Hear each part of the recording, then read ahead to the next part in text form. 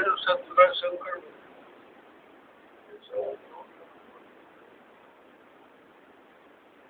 सच्चे रास्ते पर आते हैं,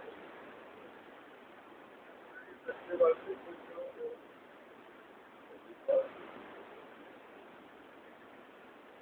कोई तो बगल के लिए आए आपको दिखा दें। सत्य का मतलब है साफ।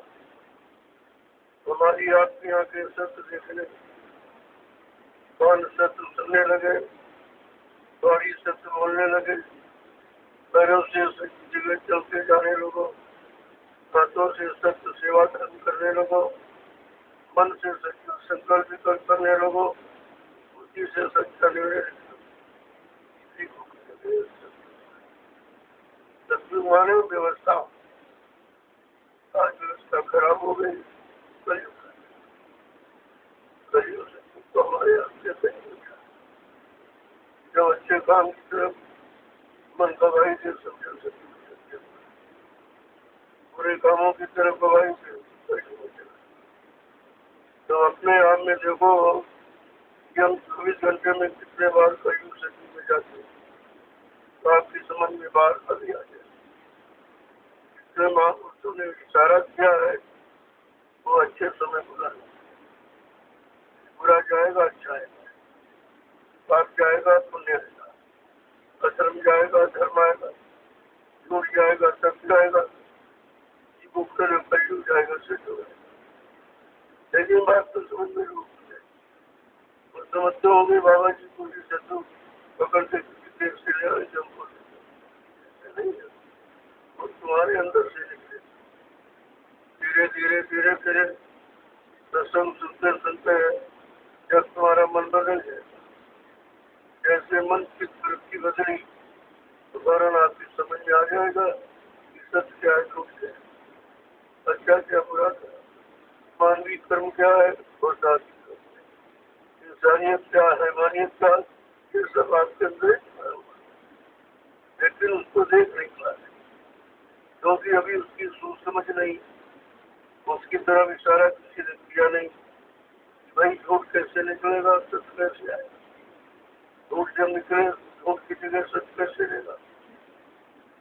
जब सत्संग बच्चों को बड़ी सावधानी के साथ सुनो, एक तभी ये समझ लो कि भाषण हो रहा है, स्पीच हो रही, प्रत्यक्ष तो धोखा हो, ये सत्संग भाषण की प्रत्यक्ष नहीं, ये कथा वार्ता नहीं, किससे नहीं सुनाई जाती, यहाँ सत्य की तरफ प्रेरणा दी, लोगों कितना समय खराब, फिर भी आपको एक सच्चे अच्छे रास्ते पर चलने की प्रेरणा दी जा रही, सच्चे अच्छे रास्ते की जानकारी दी जा रही। क्या ये कब है? इतने खराब समय में अगर ये चीजों विचार होता है, कोई तुम्हारी भलाई करने वाला नहीं, कोई अच्छे काम की तरफ ले जाने वाला नहीं, कोई अच्छे काम में सहयोग देने वाला नहीं, इसी को तो आप कलयुग कहते। कलयुग माने कलह, कलह माने लड़ाई झगड़ा, और वो देख लीजिए परिवार में देखो, परिवार में भाई भाई में लड़ाई झगड़ा, बाप बेटे में लड़ाई झगड़ा, पति पत्नी में लड़ाई झगड़े, जात पातियों में, हिंदू मुसलमान सिख ईसाइयों में, ब्राह्मण क्षत्रिय वैश्य सज्जनों में, राजा और रैयत में, यहाँ तक कि मंदिर और मस्जिद में भी झगड़ा। कितना विकराल कलयुग है।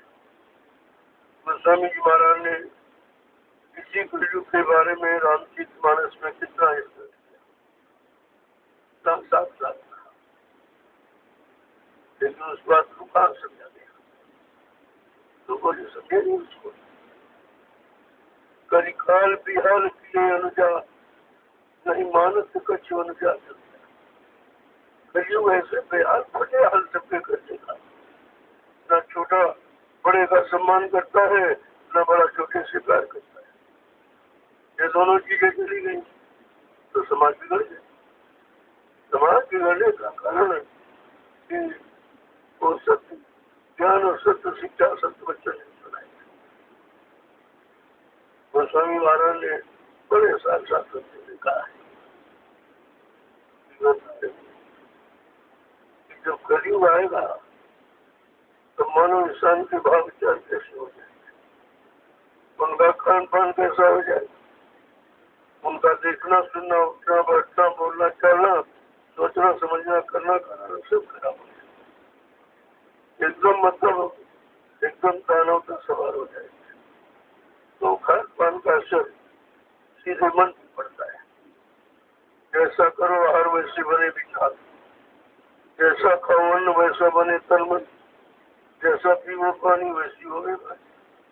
हमारे धार्मिक देश के लिए नियम, क्योंकि विश्व में केवल एक भारत देश ऐसा है जहाँ योग की शिक्षा है, जहाँ नियम संयम जानकारी, जहाँ मतलब आश्रमों की जानकारी, ब्रह्मचर्य पालन पर संन्यास, लेकिन और किसी देश में नहीं है।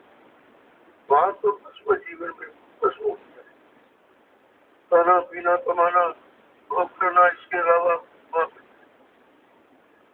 लेकिन भारत देश ऋषि मुनि महात्माओं का देश है, जहाँ सदैव व्यवस्था महात्माओं के हाथ में नहीं है। जब तक ऋषि मुनि महात्माओं की बात लोग मानते रहे तब तक प्रेम के आत्मा बनता, आपस में एक दूसरे के काम दया और सेवा ये सब थी। अच्छा खान पान भी था, अच्छे भाव विचार, अच्छे कर्म थे, तो मतलब है सब अच्छा था। तो धीरे धीरे धीरे धीरे जब खान पान बिगड़ा बस उसी से सब उस पर ध्यान दिया नहीं, क्योंकि हम लोग पाश्चात्य सभ्यता से आज सभ्यता से लेकर अपनी भारतीय संस्कृति को भूल गए, पाश्चात्य देशों की नकल करने लगे। उनका वो ठंडा प्रदेश, हमारा गर्म देश। तो ठंडे प्रदेश में मांस है, शराब है, अंडा है, वो खाते हैं, लेकिन उनको खाते हैं। हमारे यहाँ कूलर कितनी गर्मी बने, 4 महीने गर्मी, 4 बरसात, 4 जाड़ा, यानी जहाँ प्रकट संयम में है वहाँ के इंसान संयमित कैसे नहीं रहेगा तो परेशान हो जाए। हमारी परेशानी का मूल कारण यही है कि हमने अपने भारतीय संस्कृति को छोड़ दिया, भारतीय सभ्यता क्या की सब भूल गई, कोई जानकारी किसी तरह की नहीं रही, और तो मुसीबत आ गई। थोड़ी है, जब हम गलत खान पान करेंगे, गलत कर्म करेंगे तो निश्चित मुसीबत आए। उसका परिणाम गलत का गलत ही होता और अच्छे का अच्छा होता।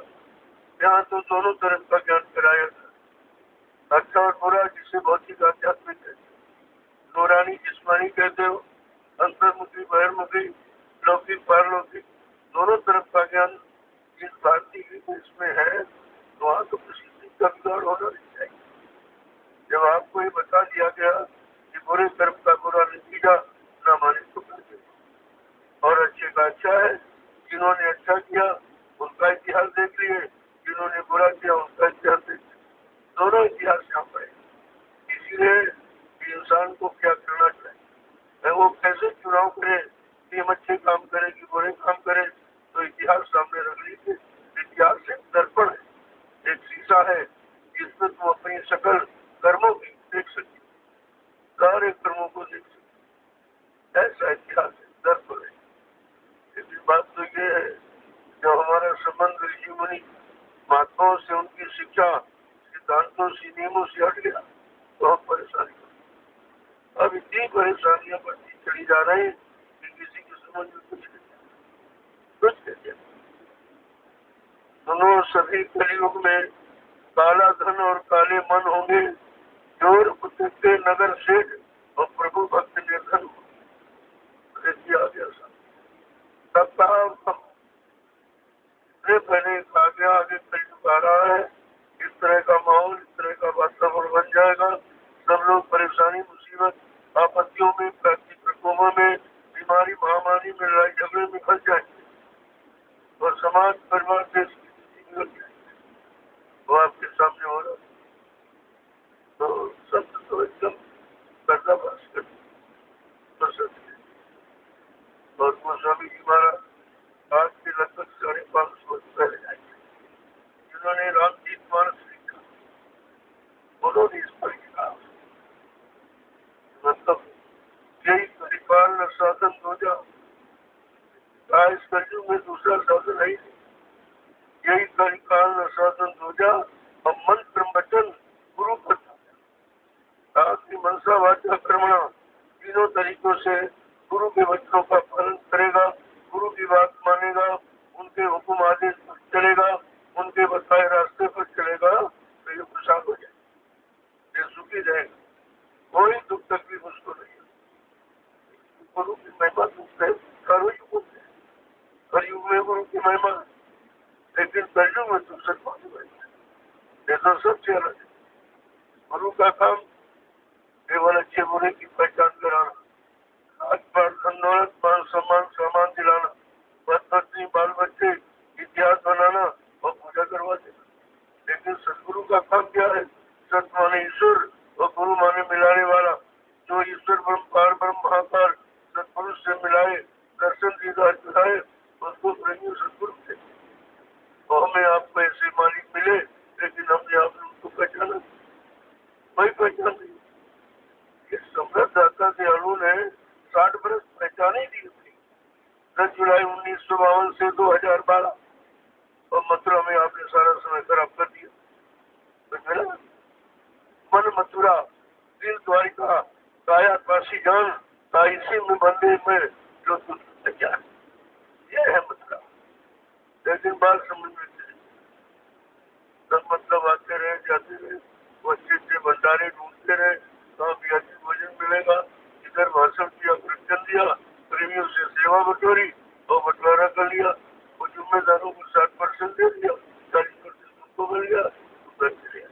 यही तुम करते रहे, अब भी वही जो कमीशन एजेंसी करे वो मेरे सबसे मिलेगा, क्या नहीं जाओ बैठी नहीं सकता, जहाँ की दो निंदा आलोचना बुराई करेगा, क्योंकि उसको यहाँ कोई आमदनी नहीं दिखाई दे रही, जबकि सबसे बड़ा लाभ परमात्मा, लेकिन उसको उनको लाभ हानि का पता नहीं कि लाभ किसे कहते, हानि किसे कहते। जो हानि हो रही उसको लाभ किसे? अरे भाई, काल का सामान कोई मिल भी जाएगा तो तुम्हारी हानि करेगा, जो तुमको फंसा लेगा, निकलने नहीं देगा, ये हानि की लाभ है। हानि लाभ की तो पहचान अभी तक नहीं हो पाई, क्योंकि संत महापुरुषों के बच्चों को और सुन करके अपने जीवन में उतारे थे, और जीवन का यानी बच्चों का एक आधार बना लेते जिंदगी का, तो जीवन सफल है। फिर हमारा पारिवारिक जीवन, सामाजिक जीवन, व्यवहारिक जीवन ये कष्ट में नहीं होता। हम सब लोग सच्ची सुख शांति में बने होते, लेकिन कुछ सारी मेहनत आपने पानी में गई। जो 60 साल मेहनत तुम्हारे साथ समृद्ध दाता दयालु ने मथुरा में जुलाई 1952 से 2012 तक कितना समझाया, कितना जगाया जिताया, सब दिया, लेकिन किसी को समझ कुछ नहीं आया, कोई नहीं रुका, एक भी व्यक्ति तो नहीं रुका। 45 करोड़ को जिसने नामदान दिया हो, इतनी बड़ी संख्या हिंदुस्तान में किसी महात्मा के पास नहीं, इतना बड़ा जन जागरण किसी ने नहीं किया। सही सच्चे रास्ते पर इतने लोगों को किसी ने खड़ा नहीं किया, वो भी खराब समय। अरे अच्छा समय में अच्छे को तो सभी ठीक कर सकती, खराब को कौन ठीक करेगी? तो इसमें कोई अच्छे नहीं, कोई दूध का दया नहीं, सब कुछ न कुछ करके ही आए। अगर करते नहीं तो आप यहाँ आते नहीं। जब मुसीबत आपत्ति आती है और चारों तरफ से आप परेशान हो जाता, कहीं कोई सहारा नहीं दिखता है, नदियों सत्यों की शरण इसके पहले कोई। अगर तुम्हें बीमारी न मिली होती, परेशानियां दुख तकलीफ न मिले होते तो यहाँ नहीं, क्योंकि ये दरबार ही ऐसा है, बड़ा रूखा फीका दरबार है, जहाँ कोई मनोरंजन नहीं है, मन के अनुसार यहाँ कुछ नहीं। यहाँ तो जीवात्मा जो जीवात्मा को जगाने आए हैं वो जीवात्मा को जगाएंगे, मन का भी सुधार करेंगे, शरीर इंद्रियों का सुधार करेंगे, लेकिन जीवात्मा को जगाकर परमात्मा से मिलाएंगे। इतना बड़ा काम किसी ने न लिया है न किसी ने किया है, और आप कुछ नहीं समझते। जय गुरुदेव, जय गुरुदेव, जय गुरुदेव,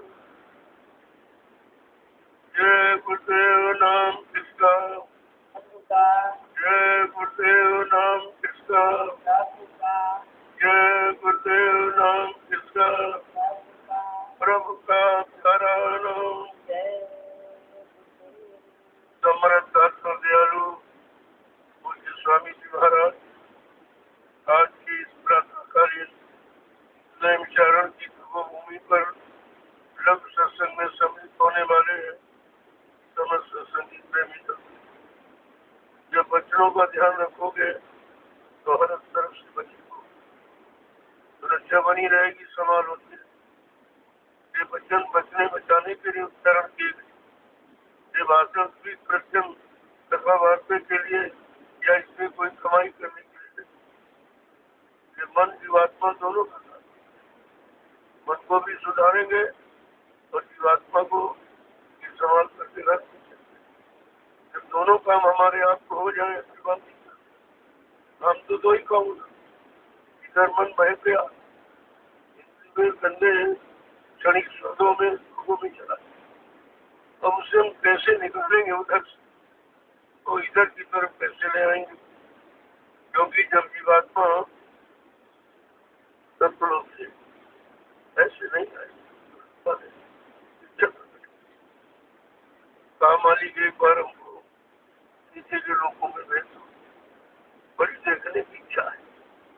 वो समझती होगी शायद नीचे के लोग अच्छे होंगे, यहाँ से वो लोग अच्छे होंगे तो सत्पुरुष पहुंचे जा सकता है।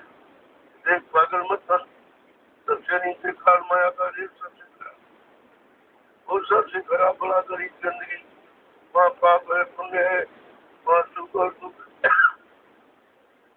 लड़ाई और झगड़े हैं, वहाँ जन्म और मरण है, ये सब समझाया। लेकिन प्रेरणा इतनी जबरदस्त थी, बगैर मालिक की इच्छा से वो भी सब उनकी मौत से हुआ। वो जीवात्मा को यानी मृत्युलोक से सतलोक तक का बुरा हाल बताना दिखाना चाहते थे और उनको ही बताना चाहते थे, इसलिए मजबूर थी।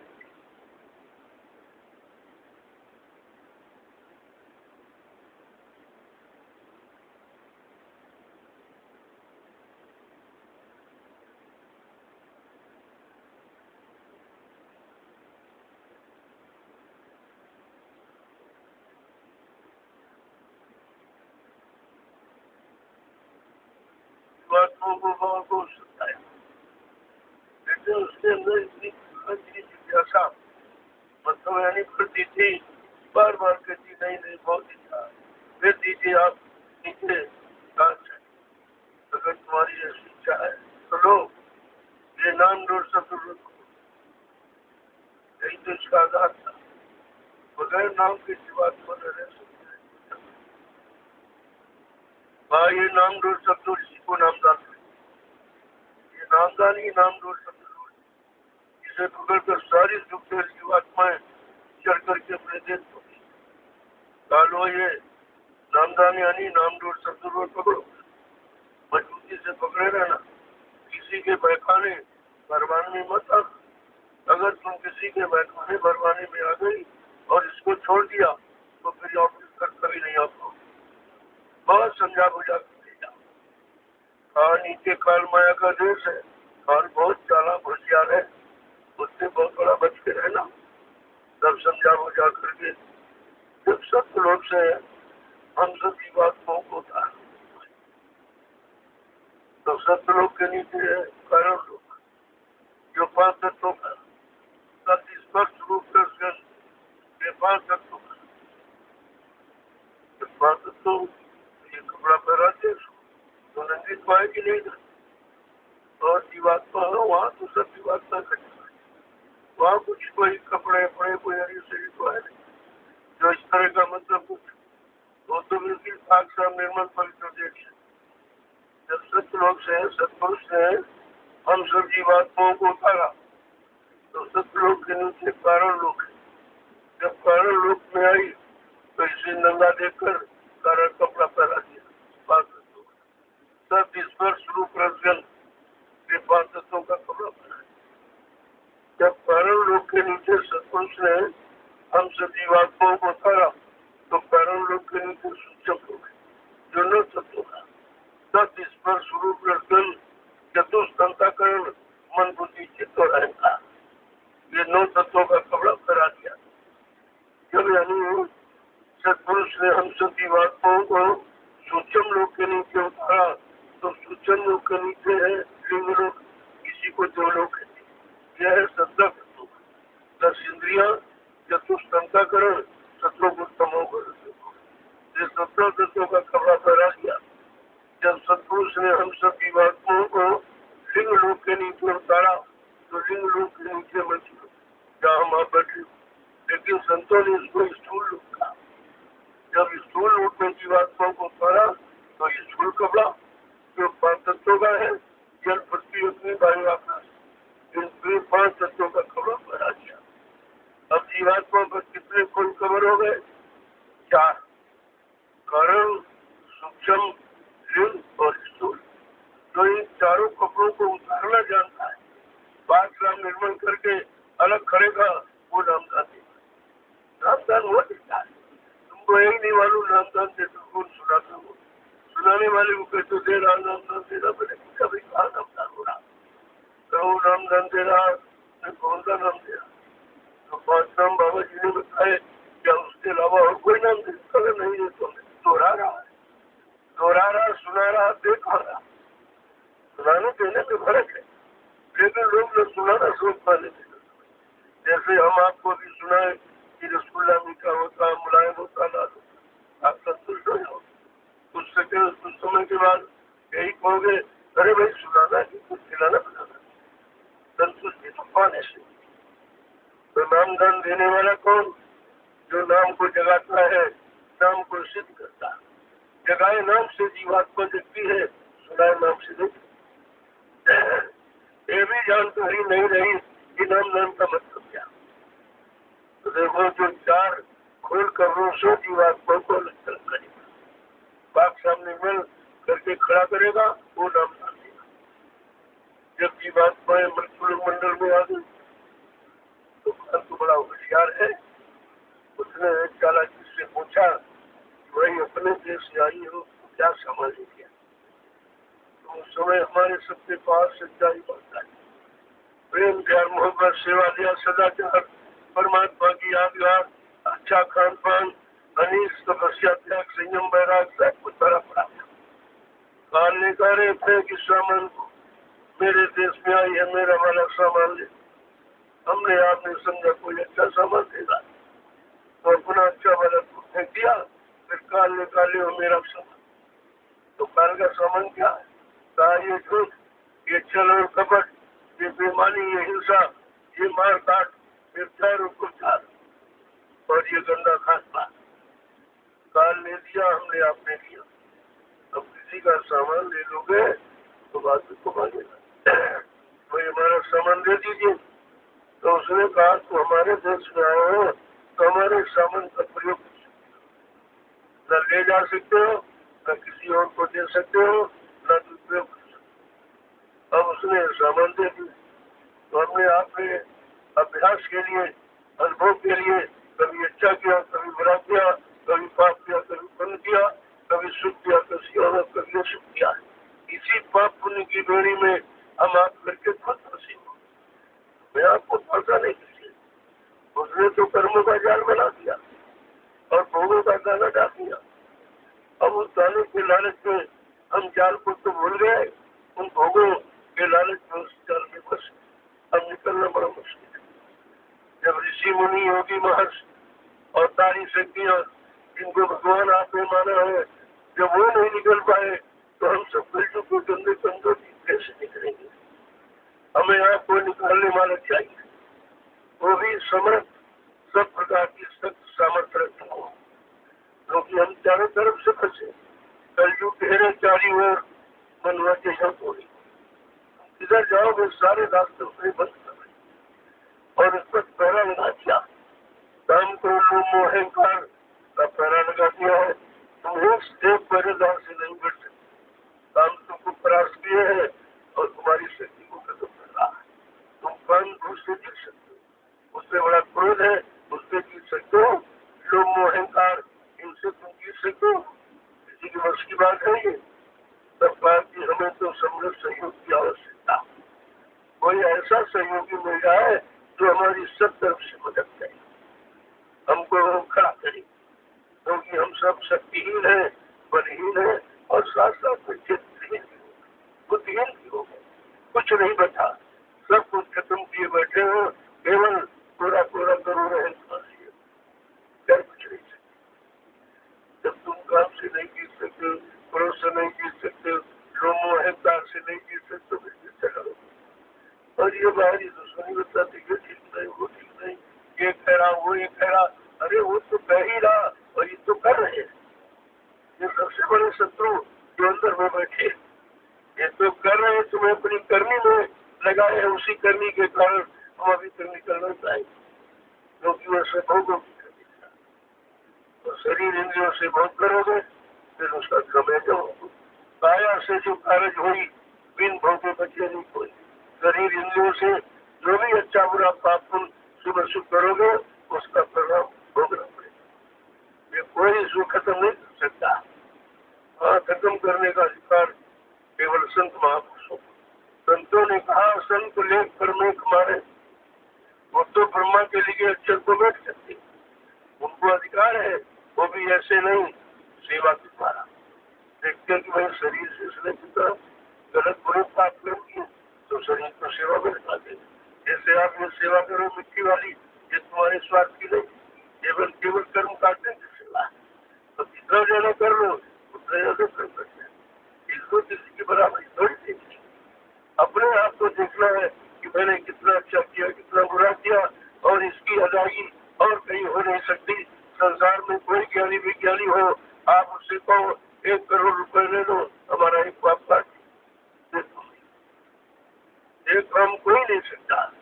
जो रुपए धन दौलत से नहीं होता, आज मिट्टी से कराएगा। ये मिट्टी नहीं है, अरे मिट्टी तो इनकी शरीर भी हो जाएगा। शरीर को मिट्टी में मिलने से पहले अगर मिट्टी की महिमा समझ लो तो तुम्हारा मिट्टी से कम हो जाएगा। कर्मों की अदायगी कैसे हो?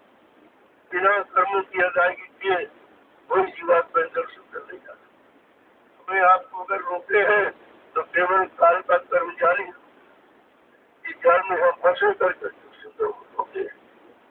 इसलिए महापुरुषों ने रास्ता निकाल दिया, सोचा कि चलो जो तब ये और तो कोई भजन तो कर नहीं सकता और कोई साधना भी आपसे नहीं हो सकती। शरीर इतना कमजोर हो गया, भोगों में इतना फंसा दिया, इतना डुबो दिया, इसकी कोई शक्ति ही नहीं है। जैसे कपड़ा नहाने के बाद ही छोड़ देती हो, ऐसे भोगों ने शरीर की शक्ति को नहीं छोड़ दिया। अब तो कहीं ये बीमारी है, कहीं ये दर्द, कहीं वो दर्द है, ये नहीं समझती ये दर्द बीमारी आए कहाँ से? रोग बन के निकले, भोग ही रोग का कारण है। जब भोग करोगे शरीर की शक्ति कम होगी, शरीर की शक्ति कम होगी, बीमारियां घेर लेंगी, वो तो सीधा है। वो भी भोग के अतिरिक्त आपने खान पान भी दे सकते, जब खान पान गंदा कर लिया और कमजोर हो और कमजोर हो। ये मनुष्य मशीन अलग है, सारी मशीनों से अलग बनी है। इस मशीन को परमात्मा ने बनाया है, किसी ज्ञानी विज्ञान ने नहीं बनाया, और इसलिए हर मशीनों की खुराक की नजर अलग बनाया है। पशु पक्षियों का अलग है, कीड़े मकोड़ों का अलग है, जंगली जानवरों का अलग है, और मनुष्य का भोजन सबसे अलग है, क्योंकि परमात्मा को मनुष्य बहुत प्यारा है। भगवान राम ने भी इशारा करके कहा कि सब मेरे समम उपजाए और जिनमें अधिक मनुज मोह आए। सारी सृष्टि सारा जलता तमाशा ये मेरा ही बनाया हुआ है, लेकिन 484 लाख योनियों में मनुष्य सर्वश्रेष्ठ है, क्योंकि मानव तल में जो जीवात्मा है तो उसको परमात्मा से मिलने का अधिकार है। तब ये शरीर परमात्मा से मिलने के लिए और तुम लोगों ने खपाए सच्ची ऐसे नाली में पानी की तरह बहा दे रहे, तो वो सही आवाज नहीं है कि हम कर क्या रहे, ये मानव तन किस लिए मिला। अगर परमात्मा को तुमसे कमाई कराना होता तो उसके पास ऐसे शरीर है, बैल है, घोड़ा, खच्चर, गधा, ये राज्य थोड़ा के किसी में आपको जन्म दे देता, कमाई की तुम्हारी इच्छा खुद करा देता। अगर परमात्मा को तुम्हारे शरीर से बाल बच्चे ही पैदा कराने होते तो उसके पास ऐसे शरीर है जैसे कुत्ता और सुअर एक बार में 5-5 साल से बच्चे पैदा करता, उसी में आपको जन्म देता और भोगों की प्यार बुझा देता। लेकिन ये मानो अनमोल मंदिर आपको नहीं देता,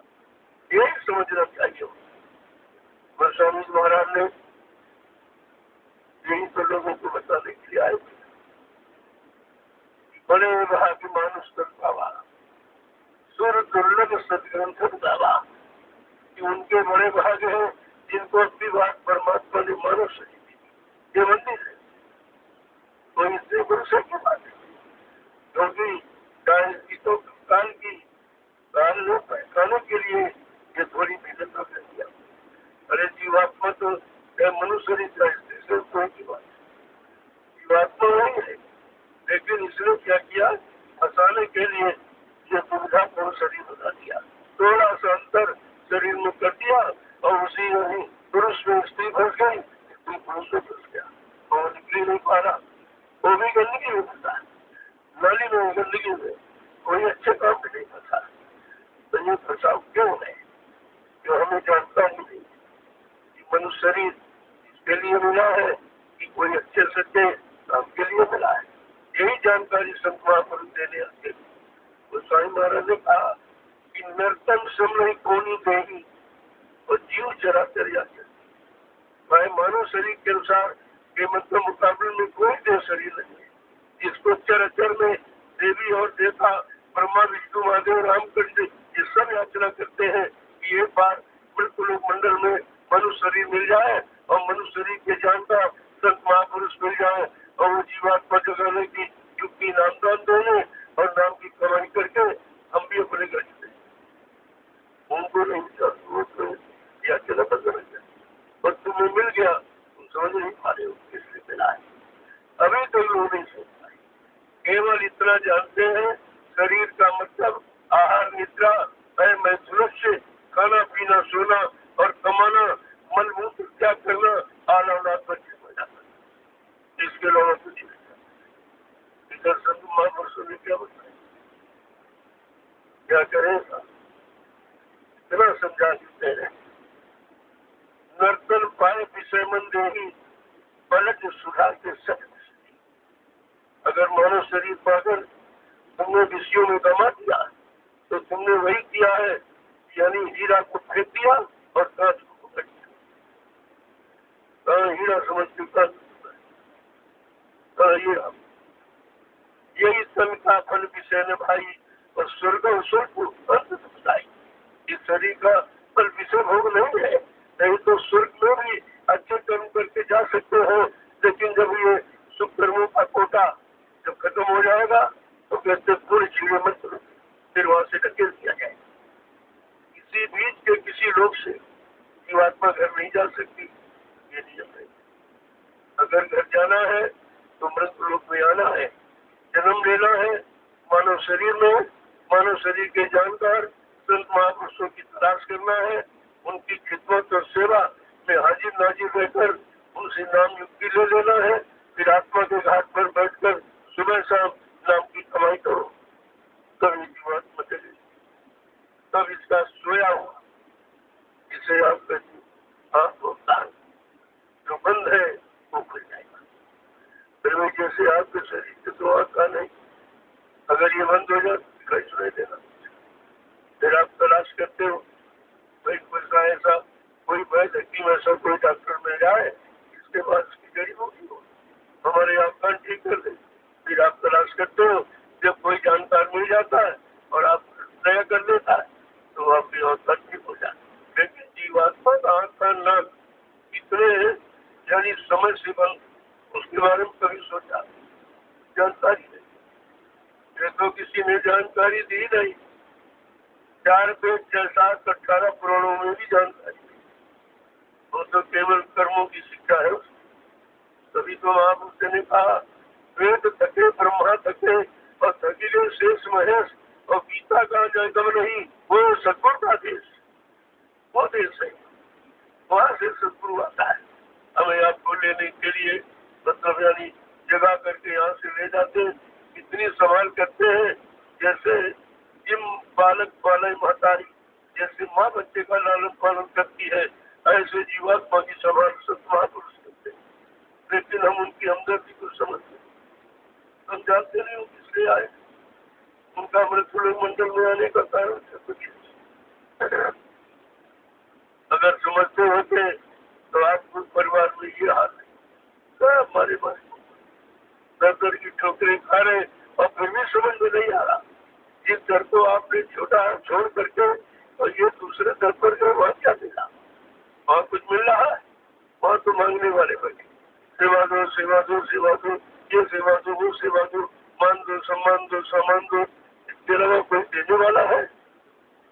देने वाले तो बने, और तुमको चाहिए देने वाला, और देने वाला आया तो उसको आपने समझ नहीं पाया, उसकी शरणों से जोड़ करके आप आगे बाहर अब रो रहे चिल्ला रहे, वो दया नहीं मिलने वाली है। जो दया सतगुरु के दरबार में मिलती थी, जो लाभ मथुरा जाने में मिलता था, अब मथुरा जाने में लाभ कोई दे सकता हुआ है? कोई वहां देने वाला? वहां तो लेने वाले बैठे, सेवा दो ये सेवा दो वो, एक तरह की नहीं, हजारों तरह की सेवा है, और देने की कोई सेवा, देने वाला कोई काम है। क्योंकि देने के लिए तो सत महापुरुष आते, उनके पास भंडार है, वो भंडार लेके आते हैं देने के लिए, वो दया का भंडार लाते, सुख शांति का भंडार लाते, वो तो सुकून और शांति का भंडार लेके आते हैं। अगर उनसे हम अपना संपर्क कर ले और उनको अपना बना ले या हम उनके बन जाए, तब तो ये कार्य हो सकता है। अंत तो बड़ा मुश्किल है। प्रभु कितनी बड़ी महिमा है, और इसी शरीर पर से लिखा है, इसी शरीर को पाक साफ निर्मल बनाने के लिए, शुद्ध रखने के लिए आपको पूजा पाठ तीर्थ दान होम तो गंगा स्नान सब सिखाया गया। और जितना लेख है, ये 4 वेद 6 शास्त्र 18 पुराण 19 उपनिषद और 36 लिखाएं, जिसमें सारी धर्म चर्चा केवल मानव शरीर की, ये शरीर खराब न होने पाए, ये शरीर गंदा न होने पाए, क्योंकि दोबारा ये मिलेगा नहीं। एक बार दया करके मिल गया तो पाक साफ पवित्र रखो, और आगे सब महापुरुष मिल जाएंगे तो तुम आत्मा को पहचाने लगो। जब तुम पाक साफ निर्मल पवित्र हो जाओगे मन बुद्धि चित्त से, तुम आत्मा को पहचाने लगो। जब पहचान लोगे उनकी शरण में चले जाओगे, जो वो देने आए हैं वो अमूल्य वस्तु आपको मिल जाएगी, वहां से आपका साफ हो जाएगा, और कहीं से कुछ जब कोई जा ही नहीं पैसा, ब्रह्मा ब्रह्मलोक में सुखानंद उठा, लेकिन उनकी जीवात्मा जगी नगर को, भगवान विष्णु विष्णुलोक का सुखानंद उठा रहे, उनकी जीवात्मा जगी नगर पहुंची, भगवान शंकर शिवलोक का सुखानंद उठा रहे, उन्होंने तीसरा नेत्र तो खोल दिया, लेकिन आगे लोगों की मंजिलों की जानकारी कराने वाला कोई सत्संग नहीं मिला, और विचारे जैसे बचे रहे।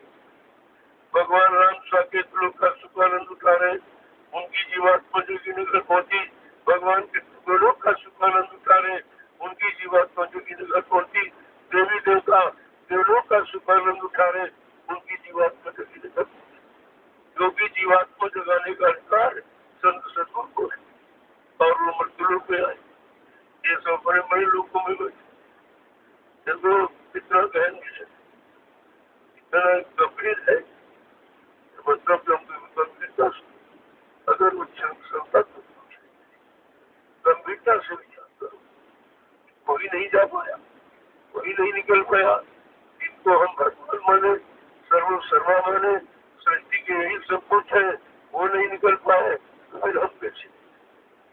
अपनी कमजोरी पर आपको विचार करना चाहिए कि हम इतने कमजोर हैं, इतने निर्बल और दुर्बल हैं, इतने मतलब विवेकहीन है, अल्पायु अल्पज्ञ है, तो हमारा ये काम कैसे होगा?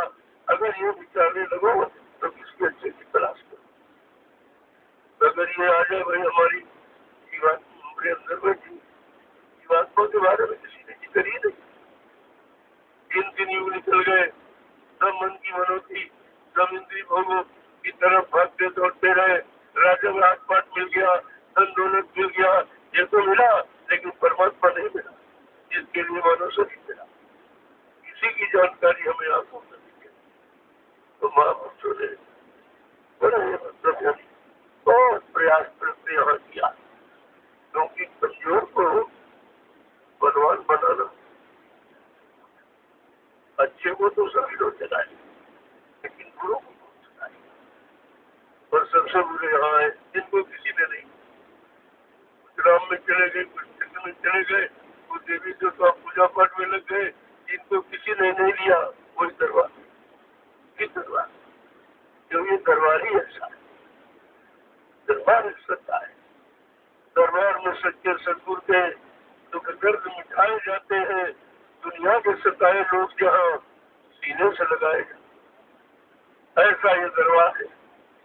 तो इस दरबार की महिमा कहाँ मालूम? तो महापुरुषों के दो वचन सुने। अगर ऐसे में सुनाता रहूंगा, आप कहोगे तेरे मन से गुजर के बता। तो जब संत महापुरुषों के वचन सुनोगे तब तुम्हारी समझ में आगे नहीं दे सकते। सबने यही कहा, जय गुरुदेव। संत महापुरुषों ने एक एक वचन को कैसे समझा। ये काल माया का देश, मन तुम्हारा देश पिताम है और जीवात्मा तुम्हारा देश शत्रु। तुम दोनों यहाँ मुसाफिर हो, इसलिए समझा के क्या देते। यो तुम समझ सोच कर चलना,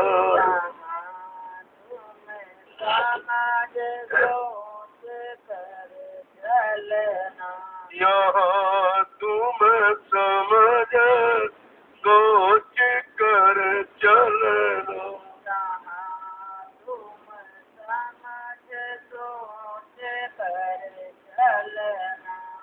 ये देश पराया, पराए देश में, पराए रात में, पराई हुकूमत में, पराए दुकान।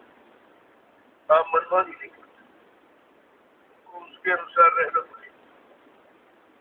तो कहते ये काल माया का देश है और समझते उसके कर्मों के जाल में मत कर सकते। इशारा तो उसी तरफ हो रहा है। क्या करें? ये तो राह बड़ी आती तेरी,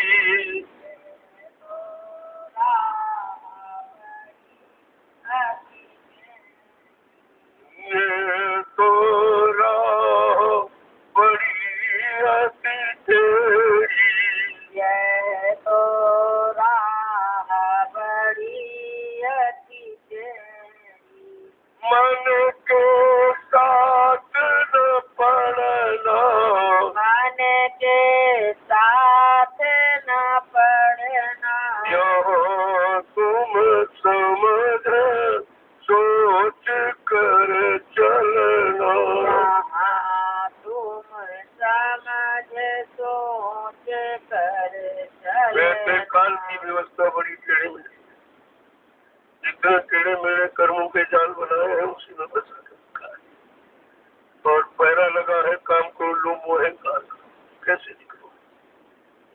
तो क्या कह रहे हैं कि बहु जल बार बड़ी अति गहरी, जलधार बहे अति गहरी, बहु जलधार बहे अति गहरी, भव जलधार बहे अति गहरी, बिन गुरु कैसे पार उतरना, बिन गुरु कैसे पार उतरना, यहाँ तुम समझ सोच कर चलना, तुम समझ सोच कर चलना।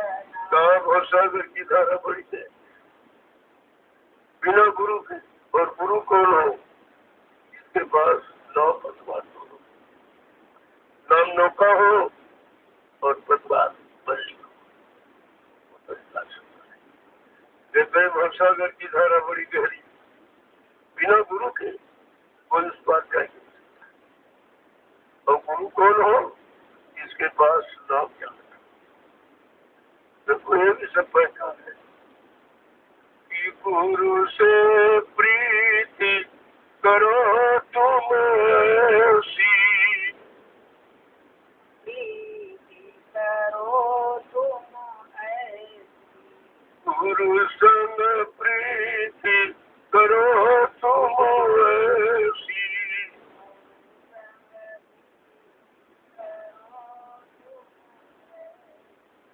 जस कामी कामिन संग धरना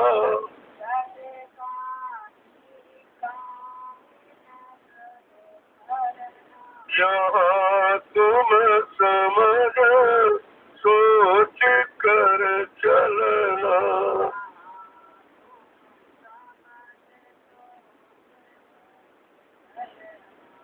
उस गुरु से ऐसा प्रेम करो जो नाम जहाज लेके आया, क्योंकि उसी से जीवात्मा जा सकती और तो उधर जाने का भाव यात्रा नहीं।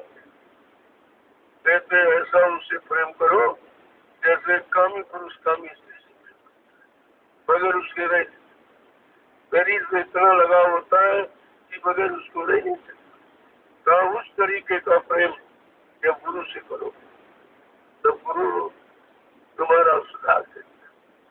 पहले शरीर इंद्रियों को पाक साफ बल बनाएगा, इसके बाद जीवात्मा को जगा के आगे क्या कह रहे,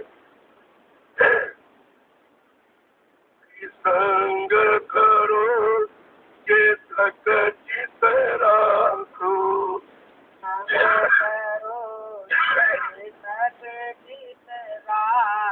संग करो के तक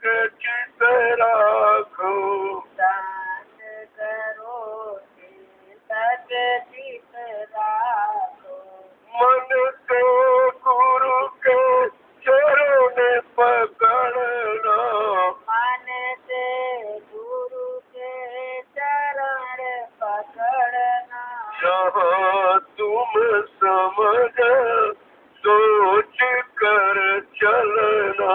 यहाँ तुम समझ सोच कर चलना। कोई के वचन कैसे करें, संग ऐसे करो जैसे जब पपिया राजस्थानी रात में दोनों गलती हो जाए, एक नदी के इस पार एक नदी के उस पार, और चांद चंद्रमा को देखता है, चांद दुखद टूटेगा, कब मेरा मिलन होगा दुखद टूटेगा।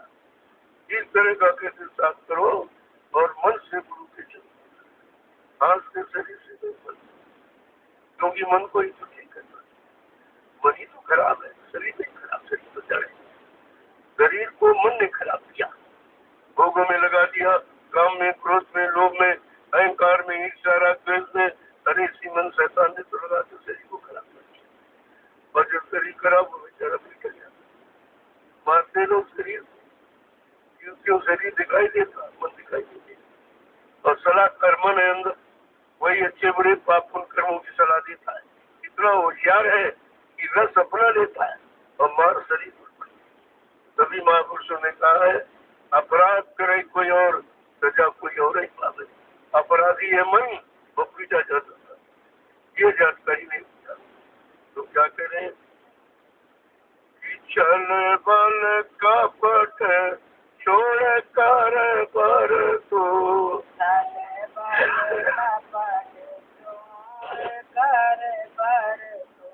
चल बल कपट छोड़ कर पर तो,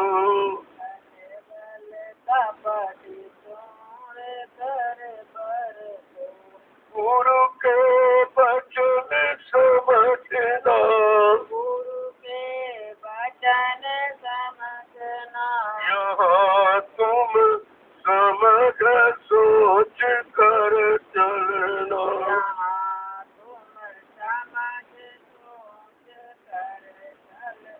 कहते चल बल और कपट की बुराई, ये मन को गंदगी करेगा। गंदगी तो इसी से आई, जो चल कपट प्रबंध जो काम ने बोला और किया है उसी से तन मन दोनों कर। तो ये सब छोड़ करके व्यवहार बर्ताव करो, यानी गुरु से तुम्हारा बर्ताव जब होगा, प्रेम जब होगा, लगाव जब होगा, जब छल कपट ये सब छूट जाएगा। गंदगी में कोई नहीं, गंदगी में कोई पूजा नहीं, और गंदगी में कोई पूजा स्वीकार भी नहीं करता। कहा ये छल कपट छोड़ करके तो गुरु के वचन को पकड़, उनके वचनों को समझो, वो तुम्हें इधर से निकालने के लिए और जाने के लिए आए। आगे क्या कह रहे हैं? डरते रहो काल के भय से, डरते रहो काल के भय से, डरते रहो काल के भय से, रहो काल के भय से, खबर नहीं कब मरना, खबर नहीं कब मरना, यहाँ तुम समझ सोच कर चलना। यहाँ तुम समझ सोच कर चलना। कहते किसी का डर न हो, लेकिन मौत का तो डर होना। मौत तो सत्य है, एक दिन मौत के हवाले शरीर आपको, तुम कितना सजाओ खिलाओ पिलाओ, एक दिन मौत के हवाले होगा। घर परिवार के लोग इसको नंगा करके वहाँ जलाए, तो तुम यहाँ के तुझे पहना, तुझे सजा, तुझे और एक दिन ये खा, इसी में सारा जीवन चला गया। सजाने में, खिलाने में, पिलाने में, ले आने में, ओढ़ने में, बिछाने में, सारा समय इसी में आपने गंवा दिया। और ये नहीं मालूम कि एक दिन ये नंगा करके चला दिया। आज सुंदर तक खराब, सारी सजावट मिट्टी में मिल जाएगी। कहा कि कम से कम मौत का तो डर करो। समझते कर देखा, कोई नहीं देख रहा है, अरे इन्हें देखने वाली आत्मा तो अंदर में, वो सब देख रहे। हर पल घड़ी की तुम्हारी घटना नोट कर, और तुम लोग से कुछ देख रहे, अरे तुम ही नहीं देख रहे, उसको देख रहे, और तुम उसको नहीं देख पा रहे हो। वो सारी सच्चाई का रिकॉर्ड में आते। इतनी बार सत्संग में आप बाबा जी ने सुनाया, कहा बच्चा तुम्हारे पीछे कुदरत ने कैमरा लगा दिया, वो एक एक पल घड़ी की घटना नोट करती थी, होने वाला स्वप्न भी नोट करना। और ये जो इंसान ने कैमरा बनाया, इसमें तो डर लगता है, ये सामने जाएंगे तो हकीकत खो देगा। इंसान के कैमरे से डर भगवान 24 घंटे की सारी घटना अगर नोट नहीं करेगी, वही नहीं बनाएगी, तो जजमेंट कैसे देगी? जजमेंट तो वही पर होता है, कर्मों की वही। जब ये समय पूरा हो जाएगा, वो जमराजा और जमदूतों को भेजेगा। जब तो आएंगे जबरदस्ती तुम्हारे सीने पे लात रखेंगे, मार मार पीट पीट कर इसी बात को जबरदस्ती निकालेंगे। जाली ताक से तुमने वादा किया था कि मैं भजन करूं, क्या मार पीट के घसीट के जाते। ये दुर्दशा देखकर संत महापुरुषों की दया आई, तब उन्होंने मृत्युलोक मंडल पर अपना चरण रखा और काई जीवात्माओं को जगाकर इसको घर पहुंचाएंगे, ताकि दुर्दशा में कभी न आए। देखो कितना बड़ा काम कर, हम उन्हीं को नहीं बच पाए। कहते खबर नहीं कब, तो थोड़ी मालूम है कि वारंट कब भेज देगा। वारंट तो आ जाती पहले, लेकिन हम समझते नहीं। जब तुम्हारे काले बाल सफेद होने और आंखों से दिखाई कम दिया, कानों से सुनाई कम दिया, मन में विकल्प बनी अच्छाई चली रही, याददाश्त खत्म हो गई, पैरों से चला नहीं जाता, हाथों से उठाया नहीं जाता, क्या ये तो वारंटी तो है। ये सूचना भेजी है कि सामान चल चुके तो तुम भी चलने वाले। जब किसी को तबादला होता है तो पहले वो सामान खाली करता। इसी तरह से ये सामान पहले तो ले जाएंगे, आँख का देखना, कानों का सुनना, मतलब ये सब, लेकिन तुम फिर उसमें व्यवस्था सोच रहे हो। ये अगर बाल सफेद का लगाई लगा, नहीं समझ नहीं रहा कि वारंट है, लगाई लगा दिया, आंखों से नहीं दिखा भाई चश्मा लगा, कानों नहीं सुना दिया मशीन लगा दिया, दांत टूट गए, खाना नहीं खाया जा रहा, कलर आर्टिफिशियल लगा दो। यानी मतलब ये सब वो ये नहीं समझ रहा कि वारंट है, ये सामान जा चुके हैं, अब हम भी जाने वाले हैं। जब ये सामान सब चला गया तो शरीर कैसे रहेगा? एक दिन ये भी चला जाएगा, लेकिन ये सोच समझ लेंगे क्योंकि आपको संत महापुरुषों के वचन समझ में नहीं आए। आगे क्या कह रहे हैं कि श्वास श्वास होश करे बोरे, साधो साथ होश करे बोरे, श्वास श्वास होश करे बोरे, साधो साथ होश करे बोरे, पल पल नाम सुमिरना, पल पल नाम सुमिरना, यहाँ तुम समझ सोच कर चलना। साथ तुम्हारी हर श्वास आ रही जा रही, ये सब बातें तुम समझ नहीं पा रहे हो, श्वास नहीं जा रही, जीवन खत्म हो रहा, क्योंकि श्वासों की पूंजी है, श्वास आती है कभी पूंजी खत्म जाती है। ये सुधारा है, दोनों तरफ मार कर, और एक दिन ही पूंजी खत्म हो गई। महापुरुषों ने इसको हमने आप आयु उम्र कहा है, संत महापुरुषों ने कई केवल श्वास, वो भी 96 करोड़ श्वास सब, इतनी बड़ी संख्या है मदद, 96 करोड़ श्वास सब। उन्होंने भी खर्चे का तरीका बताया कि कैसे कैसे खर्च करोगे तो श्वासों को बच जाएगी। कहा बैठने में 12%, चलने में 18%, सोने में 30% और संभोग में 24%। हाँ, इस पूंजी को संभाल के रखो, ये पूंजी कहीं मोल दूसरा नहीं कर सकता। और इस पूंजी के बारे में हमें आपको खबर है कि पूंजी है क्या है, क्या करूं, कैसे रोकूं, कैसे बचाऊं इसको। जो ज्यादा समय तक शरीर बच जाए और जितना ज्यादा शरीर रहेगा उतना ज्यादा वजन हो जाए। वजन के लिए पूंजी को सुरक्षित रखना सब तो कोई कहते होश हुआ और यानी पागल को जाना, कहते बड़े जानकार है, बड़े बुद्धिमान है। तुम जब अपने बारे में नहीं जानते हो फिर पूंजी को कैसे सुरक्षित रखें, ये क्यों में नाजायज खर्च हो जाएगी। जैसे जब चतुर काट था और सूखे में जब फसल लेनी होती तब ही होता, ऐसे नहीं जाता। और तुम्हें कोई जानकारी, अरे भाई एक बच्चा की जरूरत है, बच्चा पैदा करो, दो की जरूरत दो कर लो। जब बच्चे नहीं लेने करने हैं तो ये अमूलक धन का बर्बाद करना, ये कोई मशीन नहीं बना सकती। तो मनुष्य मशीन है, इसको परमात्मा ने अपने हाथ से चित्रकारी से बनाया, दिल पावक नगर सबीरा, 5 तत्वों को मिलाकर इस मशीन को तैयार किया। और ऐसी मशीन है इसमें सब्जी, रोटी, दाल, चावल डाल दूसरे का कुछ करते क्या और देखो खुद बना ब्लड तैयार कर दिया।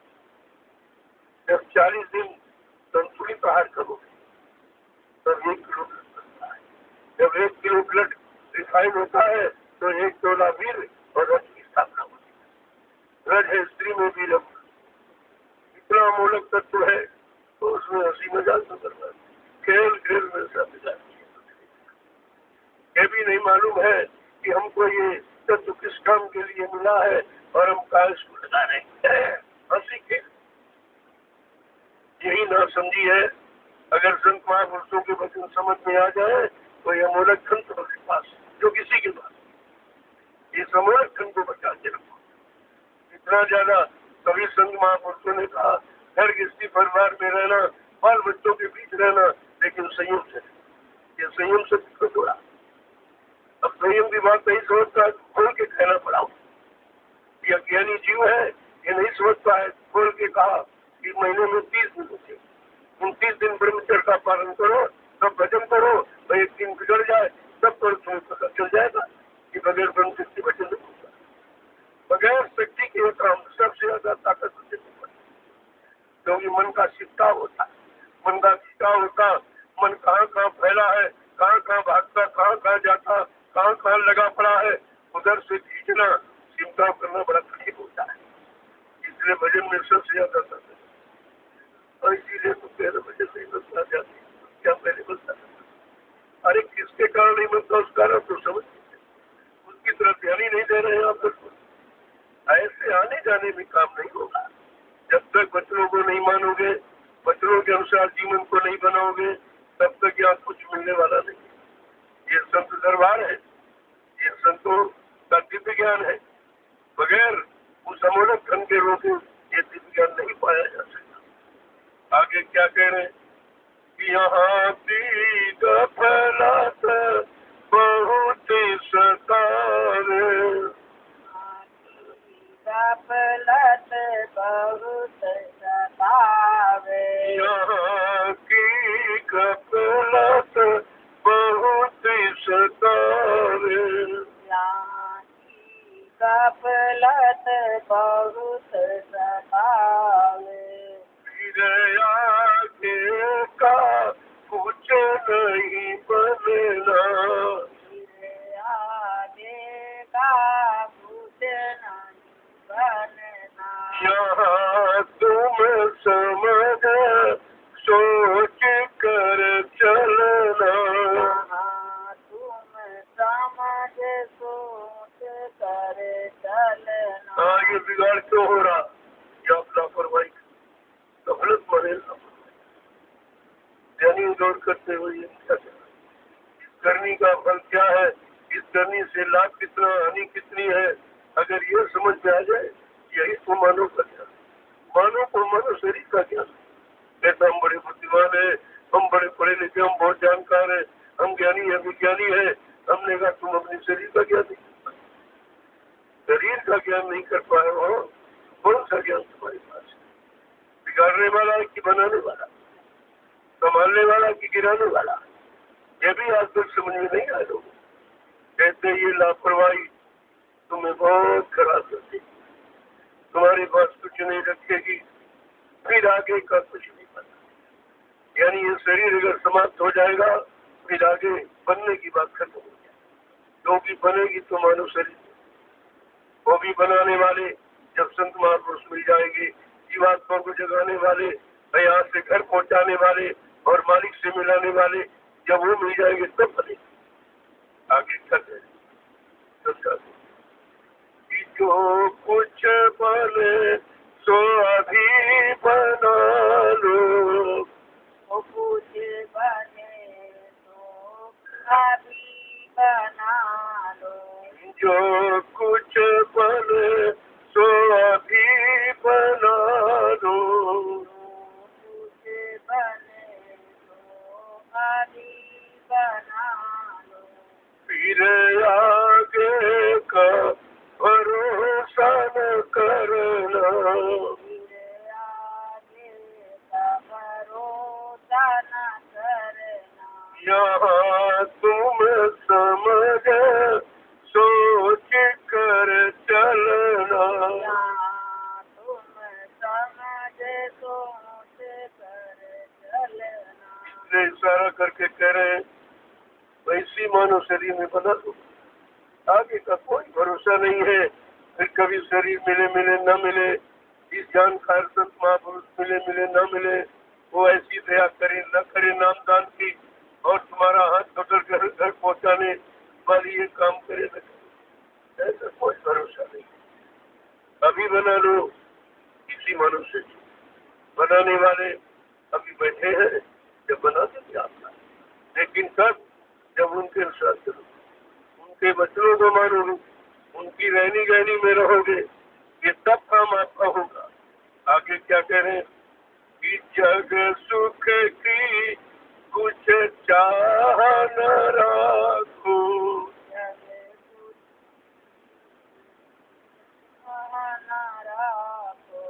जग सुख की कुछ चाह न राखो, जग सुख की कुछ चाह न राखो, दुख में इसके दुखी नहीं रहना, दुख में इसके दुखी नहीं रहना।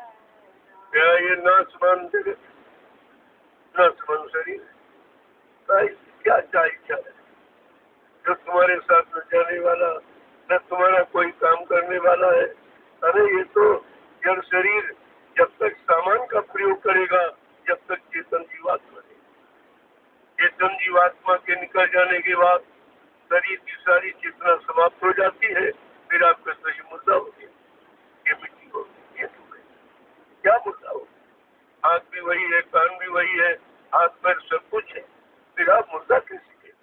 कहा वो जो बोलता था वो चला, जो बोलता था काम करवाता था, वो शक्ति ताकत निकल गई, कल वो क्या सीखे वो जीवा, और उसके लिए हमने पूछा, क्योंकि इसके बारे में किसी ने बताया। यहाँ तो शरीर इंद्रियों की कवायद कराई जा रही, जीवात्मा के बारे में कोई कुछ नहीं कह। ऐसा मालूम पड़ता कि इनको जानकारी नहीं है या एक भेद राज रहस्य खोलने का अधिकार नहीं, वही बात तो जरूर है। कहा इसकी तक सुख की कुछ चाह, ये चाह और इच्छा बहुत आपने बनाई फैलाई, लेकिन मिला कुछ नहीं, तो चला गया। जहाँ समझते थे मिल रहा वो जा रहा, जाने को कैसे मिल रहा, कैसे सुख मिल रहा है, आनंद मिल रहा है, मजा मिल रहा। अरे मजा मिल रहा, मजा जा रहा, वो बता रहा है कि देखो इसमें मजा मैं जा रहा हूँ, अब तुमको और कुछ नहीं मिले। लेकिन इतनी जानकारी भी नहीं हो पाई है कि वास्तव में मानव शरीर का असली ज्ञान, मानव शरीर की असली जानकारी क्या है। आगे क्या करें, दुख की घड़ी गली मत जानो, दुख की घड़ी गली मत जानो, दुख की घड़ी गली मत जानो, दुख की घड़ी गली मत जानो, नाम गुरु का चिन चिन भजना, नाम गुरु का चिन चिन भजना, यहाँ तुम समझ सोच कर रहना, यहाँ तुम समझ सोच कर रहना। संत तुम्हारी बड़ी अटपटी कहते जब दुख आ जाए कि समझो तुम्हारी बतें उल्टा है। साधु संत की उल्टी बानी और बरसे कंबल भी कहते उल्टी बानी जो सीधी उसको उल्टी कहते दुख आ जाए तो समझो तुम तो अपनी याद करो, क्योंकि दुख में सुमरन कर सब करे, सुख में करे न कोई, और जो सुख में सुमरन करे तो दुख आए। अगर दुख परेशानी ना जाए तो कभी तुम्हारी कोई नहीं, क्योंकि सुख में तो आदमी पागल हो जाए, सब भूल जाता है, सब कुछ भूल जाता है। तो कहते जब दुख आ जाए तो ये समझ लो कि मालिक अपनी तरफ तुमको बुलाना चाहते, अपना ध्यान कराना चाहते, इधर से ध्यान हटाना चाहते। आज दुख की घड़ी गली मत जानो, इतना समझा के कह रहे हैं। और फल फल गुरु का नाम, जो गुरु ने नाम दान दिया है, जो नाम जगा के दिया, दोनों तरफ दिया है, इधर वर्णात्मक और ध्वन्यात्मक दोनों नाम। जय गुरुदेव वर्णात्मक नाम के द्वारा देश दुनिया का सुधार होगा, हमारा आपका सबका स्वभाव बदलेगा, मन बदलेगा, और 5 नाम की ध्वनि सुनाकर जीवात्मा को घर पहुंचाएगी। जो दोनों काम करने आया है, हम एक भी काम नहीं करा पाए, एक भी काम को समझ नहीं पाए कि ये कौन सा काम करने आए।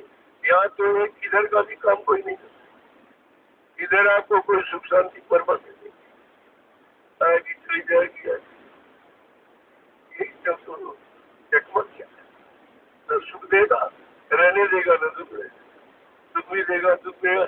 इसी सुख से जब ये सुख दे दिया तो बड़े खुश हो गए, और दुख आ गया तो रोने लगे। अरे ये भी नहीं सोचा ये दे रहा, ये तो खिलौना दिखा रहा है, दे नहीं रहा। इतनी बड़ी बात ये बोली की है कि ये दुख आ जाए तो समझो हमारे प्रति आओ, क्योंकि सदगुरु इस पर विशेष खुश हो। अपने सच्ची आशिक प्रेमी को 3 चीजें दे, गरीबी, बीमारी और बदनामी, ये 3 चीजें देते हैं। 3 तरह का साबुन लगा के साफ होगा। जब ये तीनों चीज मिल जाएंगी तुम्हारा उधर से ध्यान है, अरे हमारी तो सब बुराई, हमें दुख परेशान करते। यानी मतलब ये सब, ये जब ये चीजें आएंगी तीनों, तब मालिक के सिवा कुछ याद नहीं।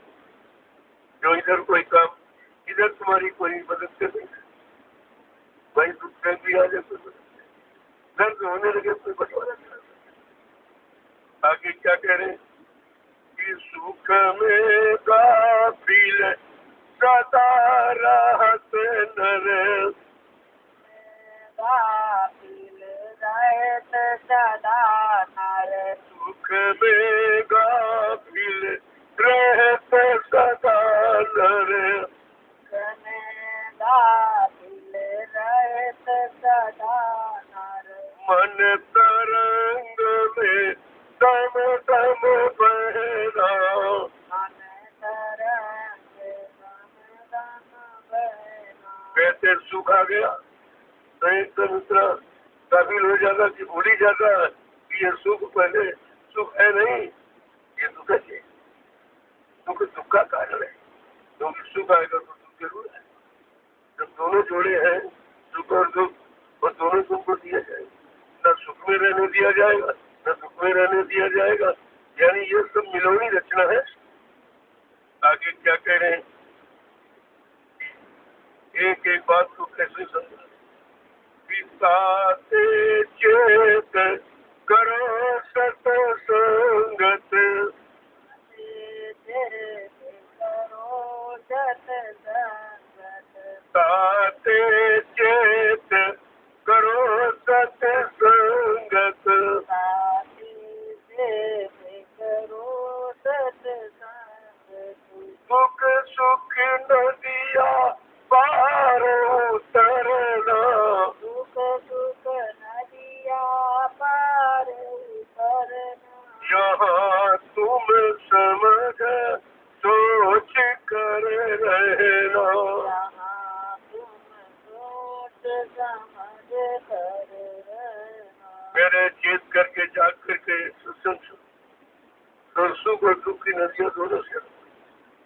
जब सत्संग सुनोगे तो तुम्हें जानकारी होगी, और संत महापुरुष इसीलिए सत्संग सुनाते हैं कि इधर की पूरी जानकारी हो जाए और उधर की तैयारी करो, इधर छोड़ना उधर पकड़ना। कहते सुख और दुख की नदियों से हमेशा बात करेगा, न कभी सुख होगा न दुख। जब शरीर यहाँ नहीं आएगा, जीवात्मा मृत्युलोक में नहीं आएगी, तो सुख दुख कुछ नहीं होगा। तो वो काम कराने के लिए संसद बुलाए, जो कोई नहीं कर सकता। आगे क्या कह रहे कि अपना रूप लखो घट भीतर, रूप लगो घट भीतर, अपना रूप लखो घट भीतर, रूप लगो घट भीतर, फिर आगे को सूरत भरना, फिर आगे को सूरत धरना, यहाँ तुम समझ सोच कर चलना, यहाँ तुम समझ सोच कर चलना। देखो क्या समझा के कह रहे हैं, जब सत्संग बच्चों को सुनोगे और जब नाम की युक्ति मिल जाएगी, जब नाम की कमाई आत्मा के घाट पर बैठ के करो, तो आत्मा का दिव्य आकांत हो जाए, तो तुमको आत्मा का स्वरूप दिखाई। मेरी आत्मा का रूप अंदर बैठी है और देख नहीं पा रहे, क्योंकि जीवात्मा को देखने की आंख नहीं, वे तो बाहर संसार को देखे, ये कान भी बाहर सुनने आवाज सुने, लेकिन जीवात्मा में तो देखा। इसको दिव्या कहते हैं, वो देख कान कहते हैं, वो देख नाक है, इससे सुगंधियों का ऐसा इतना सुगंधित है, इतनी वहाँ खुशबू है क्या किसी ने। कहते कि जब तुम नाम की कमाई करोगे, सत्संग बच्चों को सुनकर तुम्हारे अंदर ही जिज्ञासा प्रेरणा पैदा होगी कि चलो हमको अपनी जीवात्मा की कल्याण का रास्ता लेना चाहिए।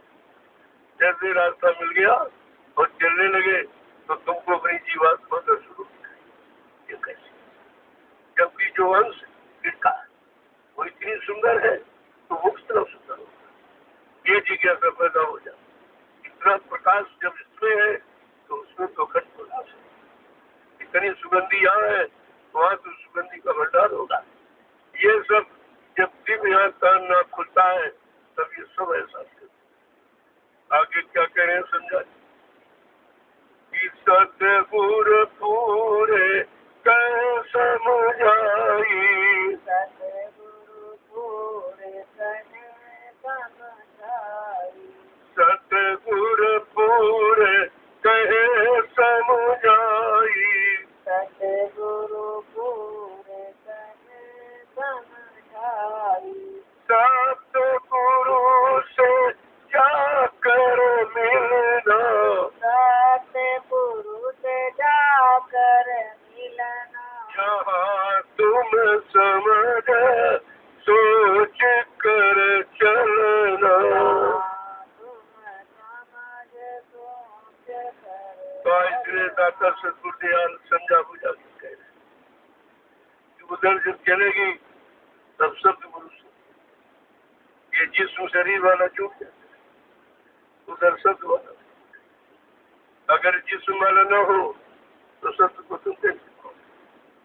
इसलिए कहते भाई दोनों रूपों में तुझे हमें तो सबसे जरूरी है जिस्म शरीर वाला, क्योंकि हम शरीर में, हमारी जीवात्मा शरीर में है। मानव शरीर में जीवात्मा को जगाने के लिए हमको मानव शरीर से मिलता जुलता शरीर चाहिए। तब तो हम उसकी बात सुनें, तब उसकी बात समझेंगे, तब हम जब बात समझ जाएंगे जो कुछ देंगे उसको संभाल के रखेंगे और नाम की कमाई करेंगे तो अंदर वाली जीवात्मा का आनंद खुल जाएगा।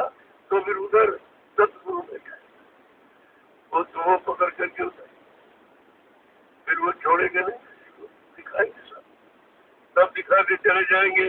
वो जानते हैं जब ये काल माया का गंदगी का देश गंदगी में नहीं निकल पा रहा, गंदगी को पकड़े बैठा है, तो वहाँ तो सब सुंदर से सुंदर था।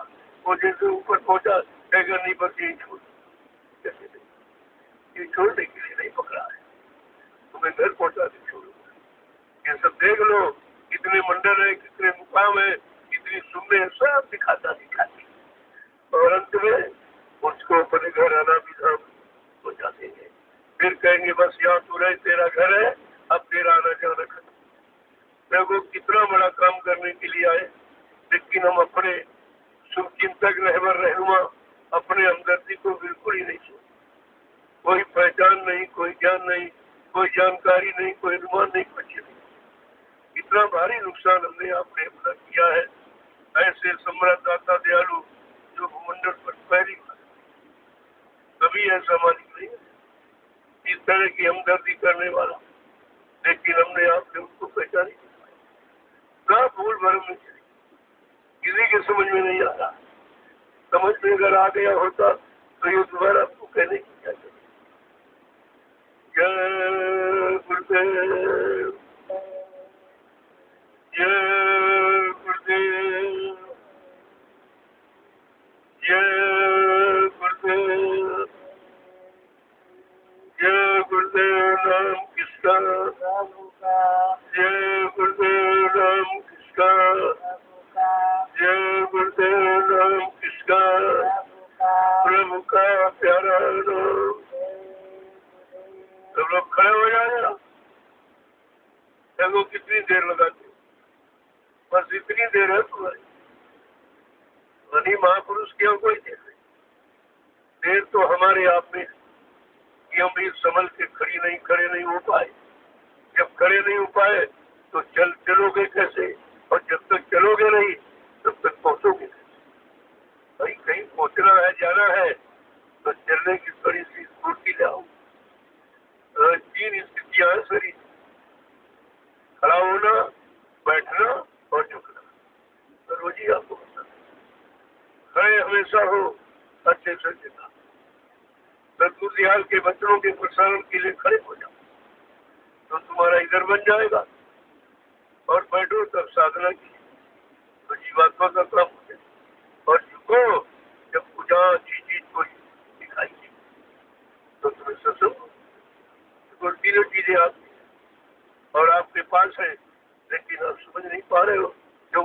कहने समझाने वाला आया तो आपने उसकी समझ ली नहीं, तो सब जय गुरुदेव, जय गुरुदेव, जय गुरुदेव। नाम किसका? प्रभु का प्यारा नाम। जोर से बोले, सब मिल बोले, बोलना होगा अभी से बोले। दुख दर्द हरेंगे, सब कष्ट हरेंगे, सुख शांति भी देंगे। सबके दाता, सबके मालिक, प्रेम से बोले। ये नाम नहीं इंसान का, ये काम नहीं इंसान का। प्रभु जय गुरुदेव नाम पूरी पूरी करते थे कि मैं कौन से काम करूं जो आज तक सृष्टि में किसी ने सब कौन सुख शांति दी है किसी के। अरे आदमी अपने में सुख शांति तो परिवार समाज दे उसको कैसे। लेकिन जय गुरुदेव नाम प्रभु का है, ये प्रभु नाम कभी यहाँ नहीं आया और न किसी ने प्रभु नाम का प्रचार किया है। यही समृद्ध मालिक की पहचान है कि अनोखा नाम, अनोखा काम, अनोखे धाम से आई। लेकिन समझ में कुछ नहीं आ रहा क्योंकि आप मथुरा तो गए हो लेकिन सत्संग नहीं आ सुना तो, लेकिन लिया नहीं। अगर लिया होता तो आज ये हालत थोड़ी होती। इतना बड़ा गुरु परिवार एक भी व्यक्ति नहीं था, एक रही सलों ने जिताया। वह कानुष करो जीवों को जगाया और जिताया, होश में लाके खड़ा किया, सारी जानकारी दिया और नाम दान देकर जीवात्माओं को घर जाने का रास्ता दिया। लेकिन समझ को सब सूरज छोड़ के बंद है। ये भी नहीं अनुमान लगाया कि जहाँ जा रहे वहाँ क्या मिलेगा, जब यहाँ नहीं मिला और वहाँ क्या मिलेगा। वो भी तो सब इन्हीं के चेहरे हैं। जब गुरु से नहीं ले पाए तो चेहरे से क्या मिल जाए, कौन सा काम हो जाएगा। इतनी छोटी बात नहीं समझ पाए। अरे गुरु काम करेगा खेला करेगा, खेला कर देता तो गुरु को आने की क्या जरूरत। इतनी छोटी बात, जबकि गोस्वामी महाराज ने लिख के भी बताया कि बिन गुरु भावनी तरह ने कोई और जो विरुद्ध संघर्ष हो। ब्रह्मा विष्णु महादेव के समान कोई धनवान बलवान कीर्तिवान क्यों न बन जाए, लेकिन भवसागर बगैर सतगुरु की कोई बात नहीं। और सतगुरु समय का एक किया तो जान किया। जिन लोगों ने कहा सतगुरु मर गया चला गया, उनसे पूछो दूसरा कब आएगा, दूसरा कब आएगा। भाई बगैर सतगुरु सब ये बात तो नहीं जा सकती है। उनको पूछो भाई दूसरा कब आएगा, कोई कारीगरी है तुम्हारे पास। तो ये सब सच्चाई तुम्हारी बातों से, लेकिन तुम खुद ही कुछ नहीं जानते। तुम पूछोगे क्या। जब ये कहा गया कि बच्चा मैं कलयुग को भगाऊंगा और सत्युग को लाऊंगा, तो उनसे पूछो तुम कलयुग को भगा सकते हो क्या, सत्युग ला सकते हो, तुम्हारे पास क्षमता है ये सब पूछना चाहिए आप। अगर प्रश्न करने लगो तो 2 मिनट में सच्चाई का राज खुल जाए। सत्य क्या है और झूठ क्या है और असल क्या है, नकल क्या है, ये सब आपकी समझ में आ जाए। लेकिन जब तुम्हारे पास कुछ संगठन नहीं, तुम प्रश्न ही क्या करो। प्रश्न तो वही करता है जिसके पास जाता है और जाता है। जब ये परिचय दिया गया कि मैं परिवर्तन करने आया हूँ, परिवर्तन करके ही जाऊंगा, कोई बारिकालाल हमें इस परिवर्तन से न रोक सकता है, न मेरा काम कोई कर सकता है। फिर इससे बड़ी सच्चाई क्या, तभी इससे बड़ी क्या सच्चाई। इतना बड़ा चैलेंज किसी ने किया है कि मेरा काम कोई कर ही नहीं सकता, वो मैं अपना ही काम करूंगा। और इतना मौका दिया गया कि कर सकते तो करके दिखा दो, करके दिखा दीजिए और नहीं तो पीछे हटो, पीछे हटो। वो समय घड़ी आगे आ रही है, इससे परिवर्तन होगा। परिवर्तन की भूमिका का नाम दूरदर्शी, दूरदर्शी के द्वारा किसी से नहीं। जैसा झूठ कह रहे विधि द्वारा कुछ नहीं होगा। इनको मालूम ही नहीं है कि परिवर्तन करने वाला कौन है। इसने अपने में परिवर्तन किया कि उधर से अनामी धाम छोड़ करके ये मानव शरीर को धारण ये परिवर्तन किया। इसलिए हमारी आपकी जीवात्मा मनुष्य शरीर में बैठी है। मनुष्य शरीर में जीवात्मा के उद्धार कल्याण के लिए उन्होंने मानव तन धारण किया। ये भी तो परिवर्तन है। लेकिन तुम समझो कोई समझ तो आपने ली नहीं है। तब ऐसे घूमने फिरने खाने पीने में समय चला, कुछ नहीं मिला। इसीलिए तो कहा था बच्चा मैं कलयुग का इतिहास बनाने आया हूँ। अब आप सोचिए इतना इतिहास कोई इंसान बना देगा? जो पिछले युगों के इतिहास उस किससे बने? समय के जगाए नाम से। सतयुग का इतिहास जो योगियों ने हरि नाम जगाया उससे इतिहास होता था। और त्रेता का इतिहास जो ऋषियों ने राम नाम जगाया उससे परिवर्तन हुआ था, उससे इतिहास बना। और द्वापर का इतिहास कृष्ण नाम जगाया गया उससे बना। तो कलयुग में जय गुरुदेव नाम जगाया गया। दूसरा कोई जगाने वाला नहीं। इस सृष्टि में कोई ऐसा नहीं जो नाम को जगा दे या जगाया हो। तब ये कलयुग का परिवर्तन जय गुरुदेव नाम और किसी नाम से सबको मना किया गया। यह भविष्यवक्ताओं तुम विश्व पटल पर भविष्यवाणी सोच समझ के करना। ये परिवर्तन का वक्त है। जो काम करने आया है वो भूमिका अपने अनुसार बनाएगा। तुम्हारी सबकी भविष्यवाणियों को वहीं पर रोकवा दिया जाएगा। किसी भी भविष्यवक्ता की भविष्यवाणी सिद्ध होने नहीं दिया गया। महात्मा सूरदास ने जरूर इशारा करके कहा था तेरे मंदिर क्यों न धरे संबत 2000 के ऊपर ऐसा योग बढ़े पूरब पश्चिम उत्तर दक्षिण 34 काल भरी अकाल मृत्यु जगमाही व्यापे प्रजा बहुत बड़ी देखो कहा तो सबका भी हो। ये संतों की वाणी है। ये कभी झूठ नहीं होती। और उनकी वाणी सत्य होने का समय घड़ी मुहूर्त सब नहीं। तो कहा उन्होंने भी कहा था ग्रह सुबह से लग सत्युग ये हजारों वर्ष तक सत्युग लगेगा। स्वर्ण भूल बल पृथ्वी भूले और धर्म की बेल बढ़े।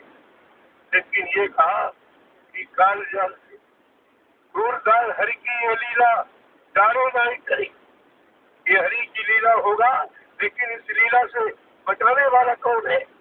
काल जाल से वही बचे जो सदगुण ध्यान धरे तेरे मंदिर क्यों न धरे। अगर इसी वाणी को पढ़ लेते तब भी अपने सदगुण की पहचान हो जाती। तब भी आपका ये समय खराब नहीं होता। आपने जीवन का अमूल्य समय गंवाया है। 10 जुलाई 1952 से 2012 यानी 60 साल मथुरा में और 8 साल ये लीला के बाद मैंने पूरे हिंदुस्तान में प्रचार किया। पूरी जानकारी लोगों को 8 वर्ष घूम कर ये 18 मई 2012 की घटना इन लोगों ने बताई है। और मैं 28 मई 2012 से तुरंत निकल पड़ा। 10 दिन बाद ही तुरंत सच्चाई को खोलने के लिए ये सारा पोल खोलने के लिए मैं निकल पड़ा। और 8 वर्ष में लगातार घूमता। पहले तो किसी ने साथ नहीं थे, मेरे साथ कोई, मैं अकेले घूमता। लोगों ने बहुत कुछ कहा तुम्हारे पर बम डाल दिया जाएगा, तुम्हें गोली से मार दिया जाएगा, प्रशासन उनका है, जेल में बंद कर दिया जाएगा। अपने ये बात हो, ये डर भय यहाँ काम नहीं करेगी। उनको मालूम नहीं ये सब डर भय की बात नहीं। डर उनको हो इन्होंने क्या काम कर रहा हूँ उसको डर देता। इसमें किस बात का डर? तो उस समय भी लोगों ने डराया। और अब भी अगर आप देखो तो इतनी बुराई निंदा लिखी है जिसकी कोई सीमा नहीं। मेरा भी काम लोग देख रहे हैं कि तुम निंदा चुगली में लगे हो तो मैं 1 मिनट के लिए बंद नहीं कर रहा हूँ। मैं अपना काम करता हूँ। भले भलाई करते हैं तो पूरी बुराई करते हैं। वो उनका काम है, मेरा काम है। लोगों ने कहा बहुत आपकी निंदा हो रही। हमने कहा हमारे पास समय नहीं चलेगा। पहले क्या कम निंदा, पहले कौन सी तुमने तारीफ की? पहले का समय अगर खोल कर रख दिया जाए तो उस समय की सरकार ने 29 जून 1975 को जेल में बंद कर दिया। कारण कोई कारण नहीं था, कोई गुनाह नहीं था, लेकिन कानून बंद कर दिया क्योंकि उस समय सत्य की आवाज लगाई गई। बच्ची वो मुसलमान का शासन था। मुसलमान से बच्ची तेरा राज अब खत्म हो गया। अभी तू तेज जा, ये नसबंदी घर बात बंद करा दे। ये जीव हिंसा भूल हत्या है, ये हत्या से तेरा राज चल नहीं पाएगा। और टैक्स महंगाई इनको खत्म कर दे, क्योंकि हिंदुस्तान जब आजाद हुआ, आजादी के वक्त में ये संविधान बना सब ऋषियों के द्वारा। यहाँ तो एक ही बात किया, एक ने संविधान बना दिया, और जिन्होंने बना उनका नाम निशान नहीं। सब ऋषियों के द्वारा जो भारतीय संविधान लिखा गया उसारी के लिए, अगर वो खोल दिया जाए तो तुम यही कहोगे कि दूरदर्शी ही भारत का संविधान है, सब उसमें लिखा गया। लेकिन अब ये है, अगर वो खोलेंगे ये सब फंस जाए, ये सब फंस जाए। कोई ऐसा नहीं है गति पर 2-4 मर्डर करके न बचे। क्या ये खून खराबा करने वाले इन हथियारों से देश चलेगा?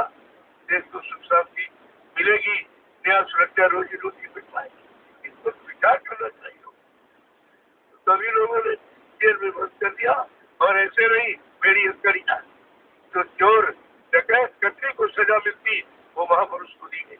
इल्जाम कितना खराब होगा। और बाबा जी ने कहा हमसे जो टकराएगा वो चोर चोर हो जाएगा।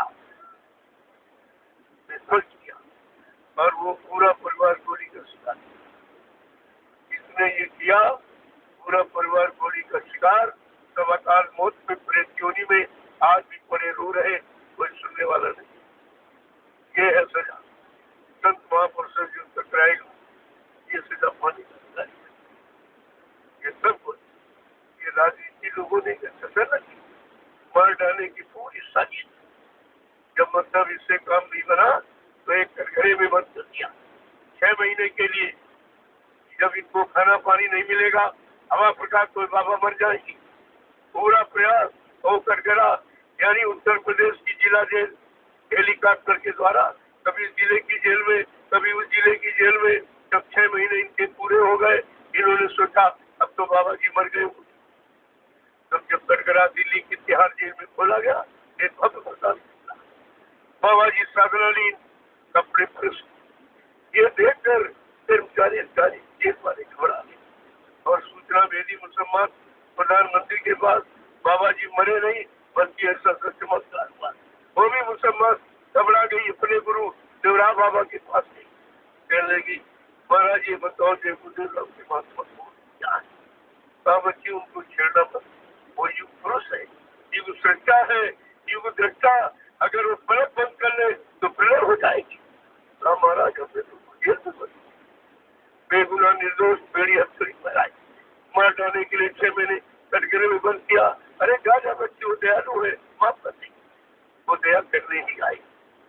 जब उसको माफ कर दिया, क्या तुमको माफी नहीं मिलेगी? ये तो सोचते हो।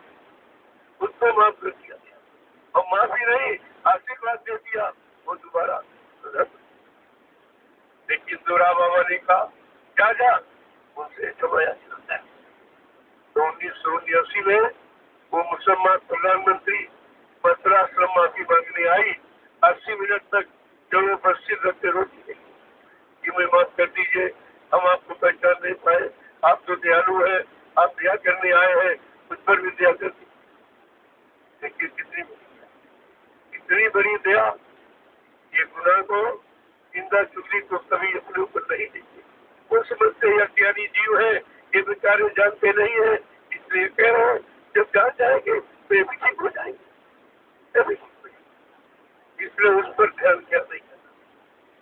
जो आया जिस काम के लिए कर रहा, जो गंदगी उठाने आया वो गंदगी उठाई, जो अच्छाई भलाई सच्चाई करने आए वो अपना काम करे।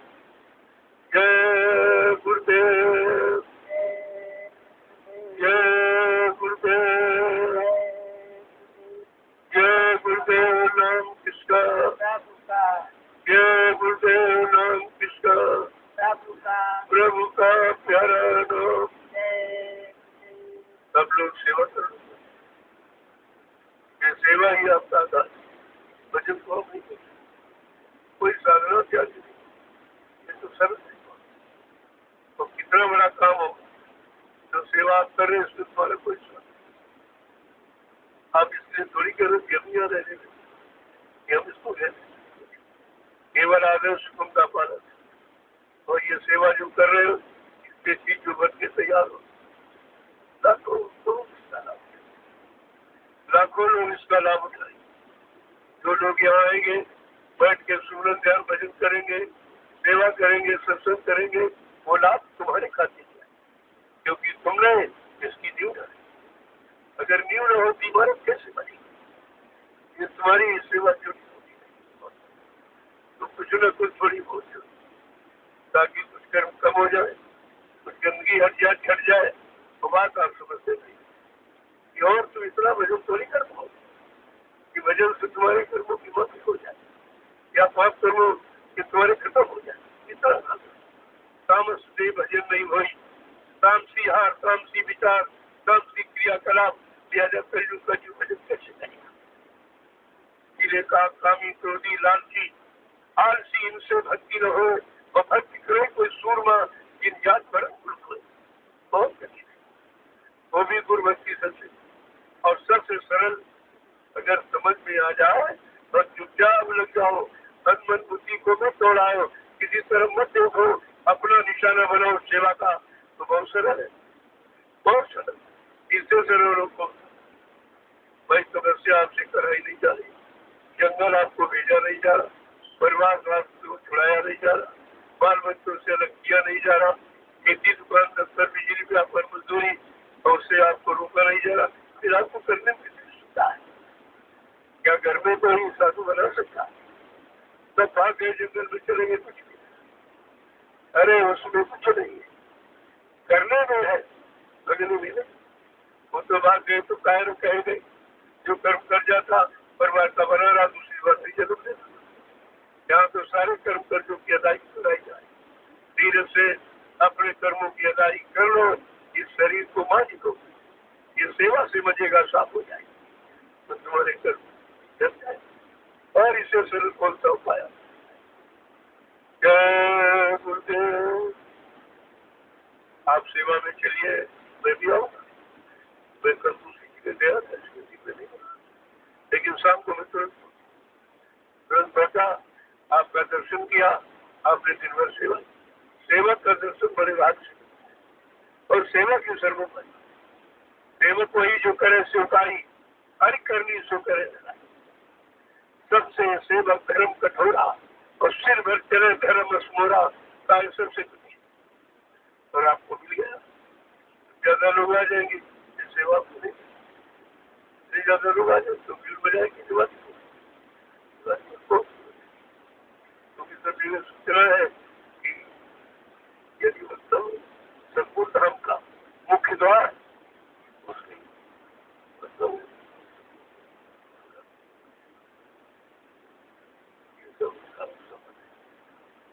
सब कुछ आता है।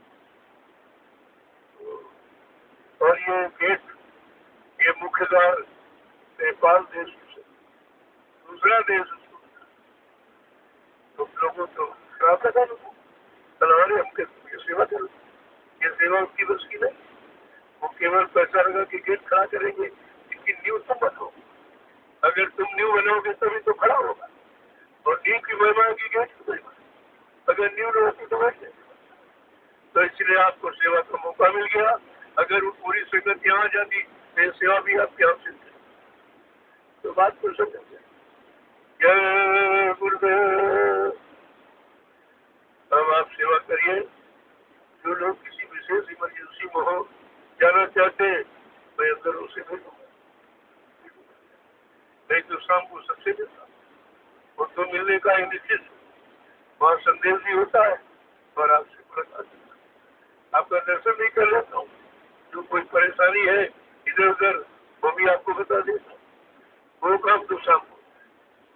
अभी कोई विशेष जाने वाला हो तो मतलब बहुत जरूरी, उससे जरूर क्या सेवा से कोई क्यों तुम्हारे जाने से नहीं बनेगा, सेवा यहाँ करोगे काम वहाँ बनेगा, यही तो बात है, तभी तो लोग यहाँ आते हैं, ऐसे थोड़ी जाते। जय गुरुदेव, जय गुरुदेव, जय गुरुदेव राम कृष्ण, जय गुरुदेव राम कृष्ण, प्रभु का प्यारा नाम। तो जिनको विशेष जरूरी है वो तो अभी बोल, बाकी सबको जितना भी बहुत काम होता है, ये व्यवस्था, ये भूख का, ये योजना, ये बनाना कैसे होगा, ये कैसे होगा, ये कैसे होगा, कोई फुर्सत से थोड़ी मिलती है, बहुत काम है। और जब उस काम से फुर्सत मिलती तो आपका दर्शन कर दिया, फिर आपको प्रसाद दो। ये प्रसाद हिंदुस्तान में कहीं नहीं, कोई नहीं, ये मतलब है भी नहीं। इतनी भीड़ ज्यादा प्रसाद के, हाँ बड़े बड़े पर्वों पर तो मिल जाता, लेकिन यहाँ रोज प्रसाद बनता है। आप सेवा करते हो तो सेवा का लाभ तो आपको मिलेगा। इससे तुम्हारे शरीर में फुर्ती नहीं, शरीर में कोई और दर्द है चला जाएगा, कोई बीमारी भारी जानलेवा तो छोटी मोटी सर्दी जुकाम बुखार आ गया, लेकिन वो मौत टाली जाती है। ये छोटा मोटा यदि मतलब आपको दे दिया जाए तो इसकी आपका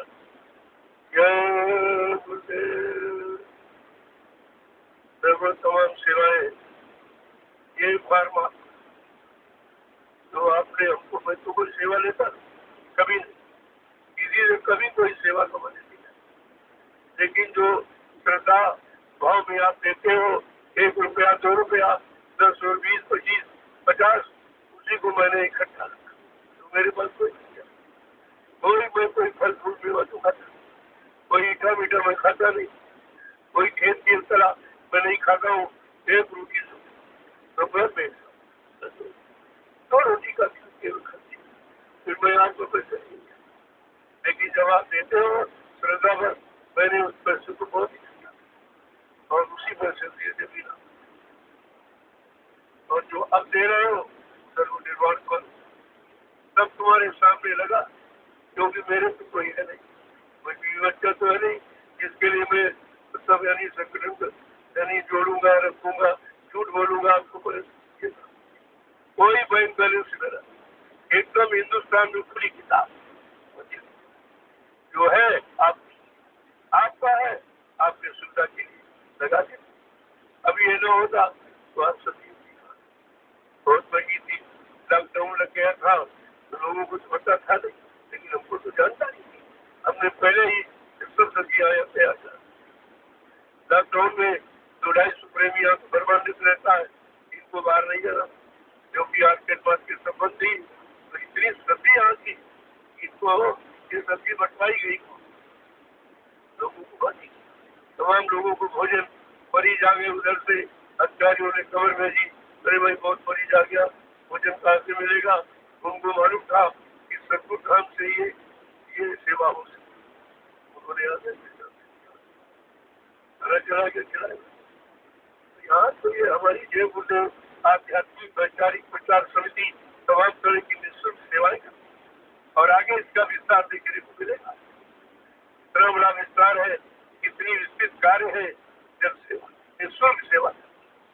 पहला है बिना दहेज की शादियाँ, अभी 21 तारीख को शादी होती है, बिना दहेज की शादी होती, ये सबसे बड़ा रोग है।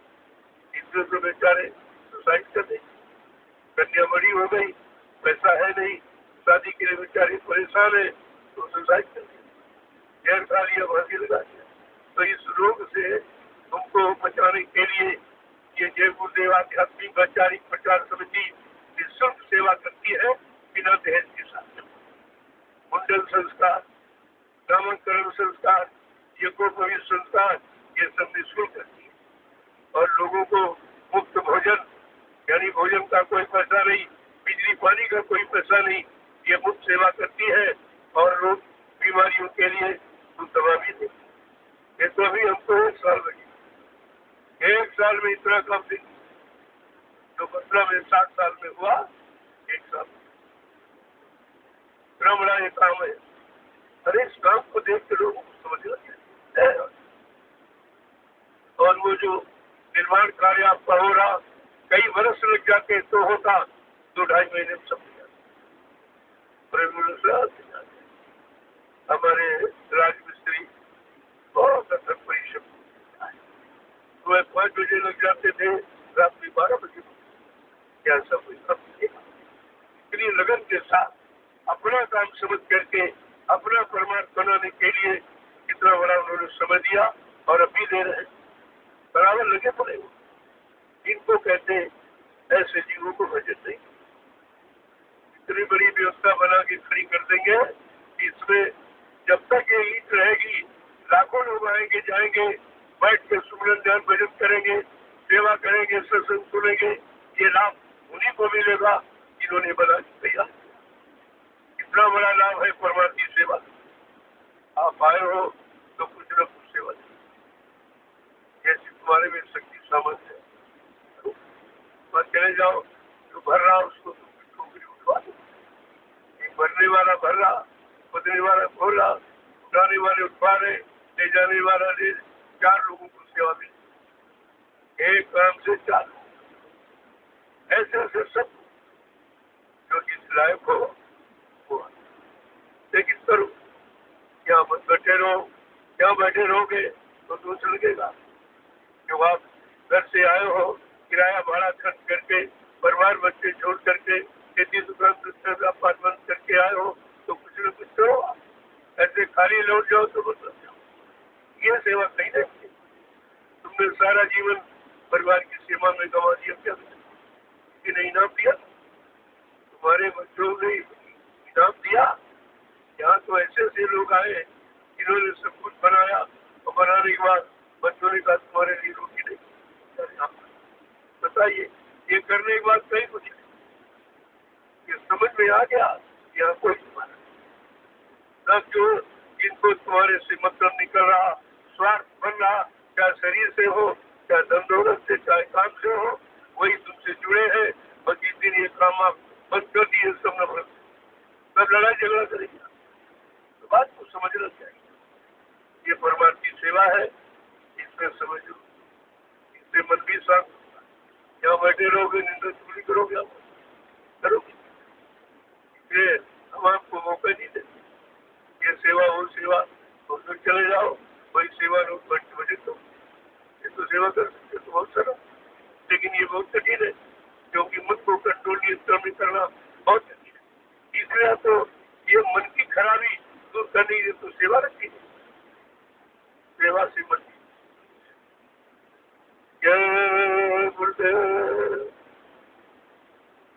देखो भंडारे की सेवा है सबसे महत्वपूर्ण होती है।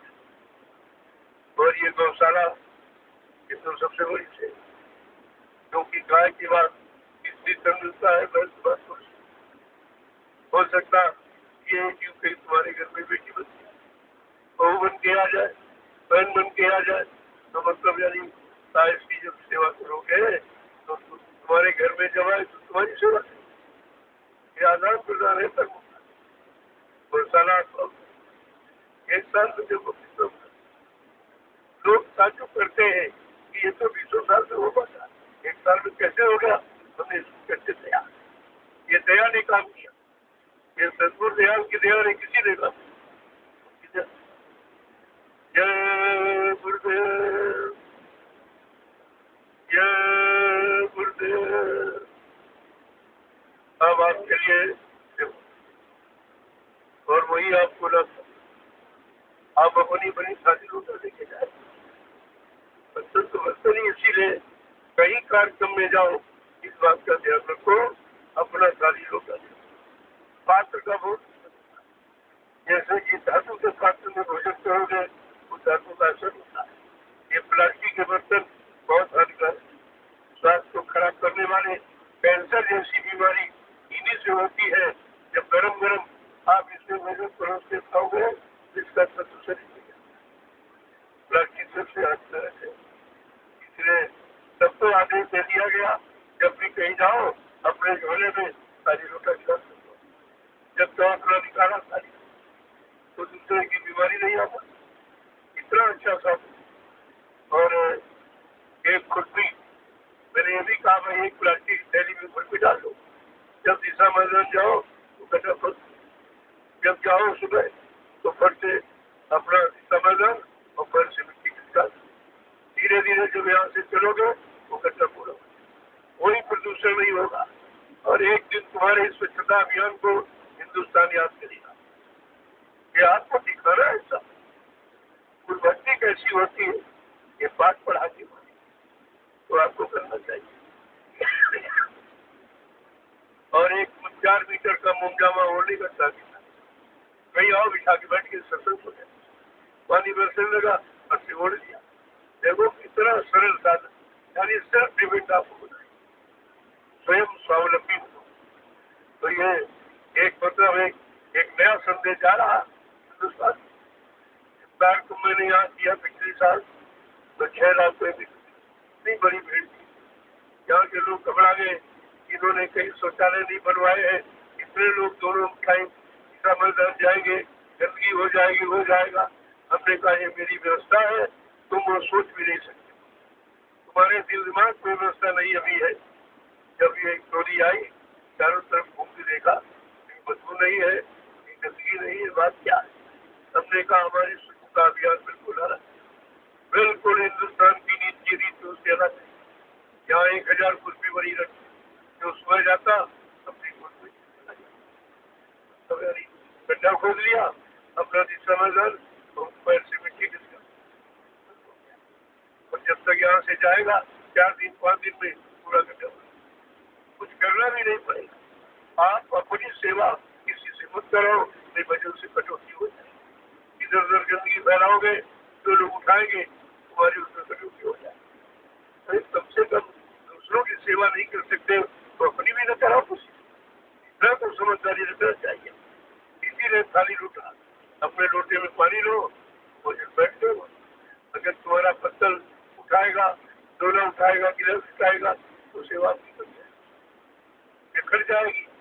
इसका सब पर ध्यान रखते हुए आपको सेल्फ डिपेंडेंट बनाया जा रहा। स्वयं स्वावलंबी बनो। जब कहीं जाओ तो अपने झोले में छोटा थाली गिलास हमेशा हमेशा और पहले जो छुआ थी किसी बात इसको बर्तन मत छुआ, बर्तन शुद्ध हो गया है। क्यों? ये मांस खाता है, शराब पीता है, ये गंदे कर्म करता, लिहाजा ये छुआछूत है। इसलिए बर्तन को कहते आग में थोड़ा दिखा, ये पहले की बात है। तो तुम अपना बर्तन जो न करें, इससे मतलब क्या? और कितनी बड़ी संगति बनी, लाखों रुपए इस बर्तन दो कोई मतलब नहीं। आया फेंक दिया, जलाना पड़ता है, प्रदूषण होता है। ये सब काम आपको दिखाना है। सत्संगियों, तुम्हें आदर्श बनना है। संदेश सदगुरु का तुम्हें चरितार्थ करना है, ये आपको दिखाना है। सब तुम्हारे इस काम को एक दिन दुनिया याद ऐसे काम आप कोई नहीं। जय गुरुदेव, जय गुरुदेव। अब आप चलिए कुछ लोग सेवा दे, नाश्ता वहीं पहुंच जाएगी। रोटी में घी लगा दो, नमक डाल दो, एक हरा मिर्च दे, इनके किस तरह से ये सब बीमारी निकल जाए। ये जो तेल मिर्च मसाले खाते हैं बीमारी, लाल मिर्च को अगर शरीर में लगा दो कितनी जलन डाल खाते हो तो अंदर क्या कोई अच्छा प्रभाव डाले। मिर्च मसाले मैंने कहा था तुम मिर्च मसाले बहुत खाए, अच्छा खाया, लेकिन काम कोई अच्छा सच्चे भोजन से कोई अच्छा काम किया। अब जरा भंडारे की रोटी खा ये महाप्रसाद है। 6 महीने नमक रोटी खा लो तो जो बीमारी होगी चली जाएगी, दोबारा तुम्हारे पास आएगी। इतना लाभ है। अरे हद ही तो जीवन है। वो में थोड़ा बिगाड़ पैदा कर दिया, सब्जी रखते रहे, सब्जी में बिगाड़ कर दिया, उसको भून दिया और तेल मिर्च मसाले इतने डाल दिए कि सब्जी का तस्वीर का सब हो गया। सब्जी ना खाते हो तो मिर्च मसाले ही खाते हो। तो बात तो सच है। अब आप चलिए जो सेवा देख लो, तो सेवा को मिट्टी की सेवा हो बहुत जरूरी, इतनी जल्दी बन जाए क्योंकि दीपावली को इस मुख्य द्वार का उद्घाटन, तब तक आपको पूरी तैयारी अच्छा रहेगा, बन जाएगा। और आप जब कभी आओगे देख के कहोगे जब इसका निर्माण हो रहा था मैंने इसमें 2 रुपये भी दिया था। शरीर पर यानी डलिया रखकर सिर पर मैंने मिट्टी डाली थी, मैंने गिट्टी डाली थी, मैंने मसाला पकड़ाया था। ये हमेशा याद नहीं। यही तो इतिहास है कि कैसे कर दिया। कोई मजदूर नहीं होता, कोई श्रमिक कोई नहीं होता। इसीलिए तो इतनी जल्दी हो गया। अगर मजदूर होता तो कुछ भी काम नहीं होता। आप सेवादार हो, सेवा बनकर सेवक बनकर सेवा कर लो। ये अवसर आपके मिल गया है तो लाभ उठाओ। अगर ये कुछ ना होता तो कहाँ सेवा। एक खा के पड़े रहते भंडारे की रोटी का फिर जाना चाहिए। तुम रोटी खाते हो तो सेवा करते हो। कोई जय गुरुदेव। चलो जब टोली की बात जो जिले में तो एक आएगी एक जाएगी और 2 टोली पहली बार आई पहले ब्लॉक से, दूसरी टोली दूसरे ब्लॉक से पहली, तीसरी बार आएगी तो तीसरे ब्लॉक की, ऐसे पूरे जिले में। ये ट्रेन सिस्टम है, पहले समझ लो। ये पूरे में हो जाएगा और सब जगह सब जानकारी मिल जाएगी। एकदम एक धमाका होगा तो सब्जेक्ट भी। क्या मतलब है? टोली नायक एक 10 प्रेमी के साथ और झंडे डंडे से आए। झंडा तुम्हारे अधिकार का प्रतीक है। झंडा धनुष्मान है कल इसको साथ किया। ये कंधे पर शोभा देता, एक तुम्हारी पहचान है। जब जहाँ निकलोगे लोग कहेंगे जय गुरुदेव वाला जय गुरुदेव वाला।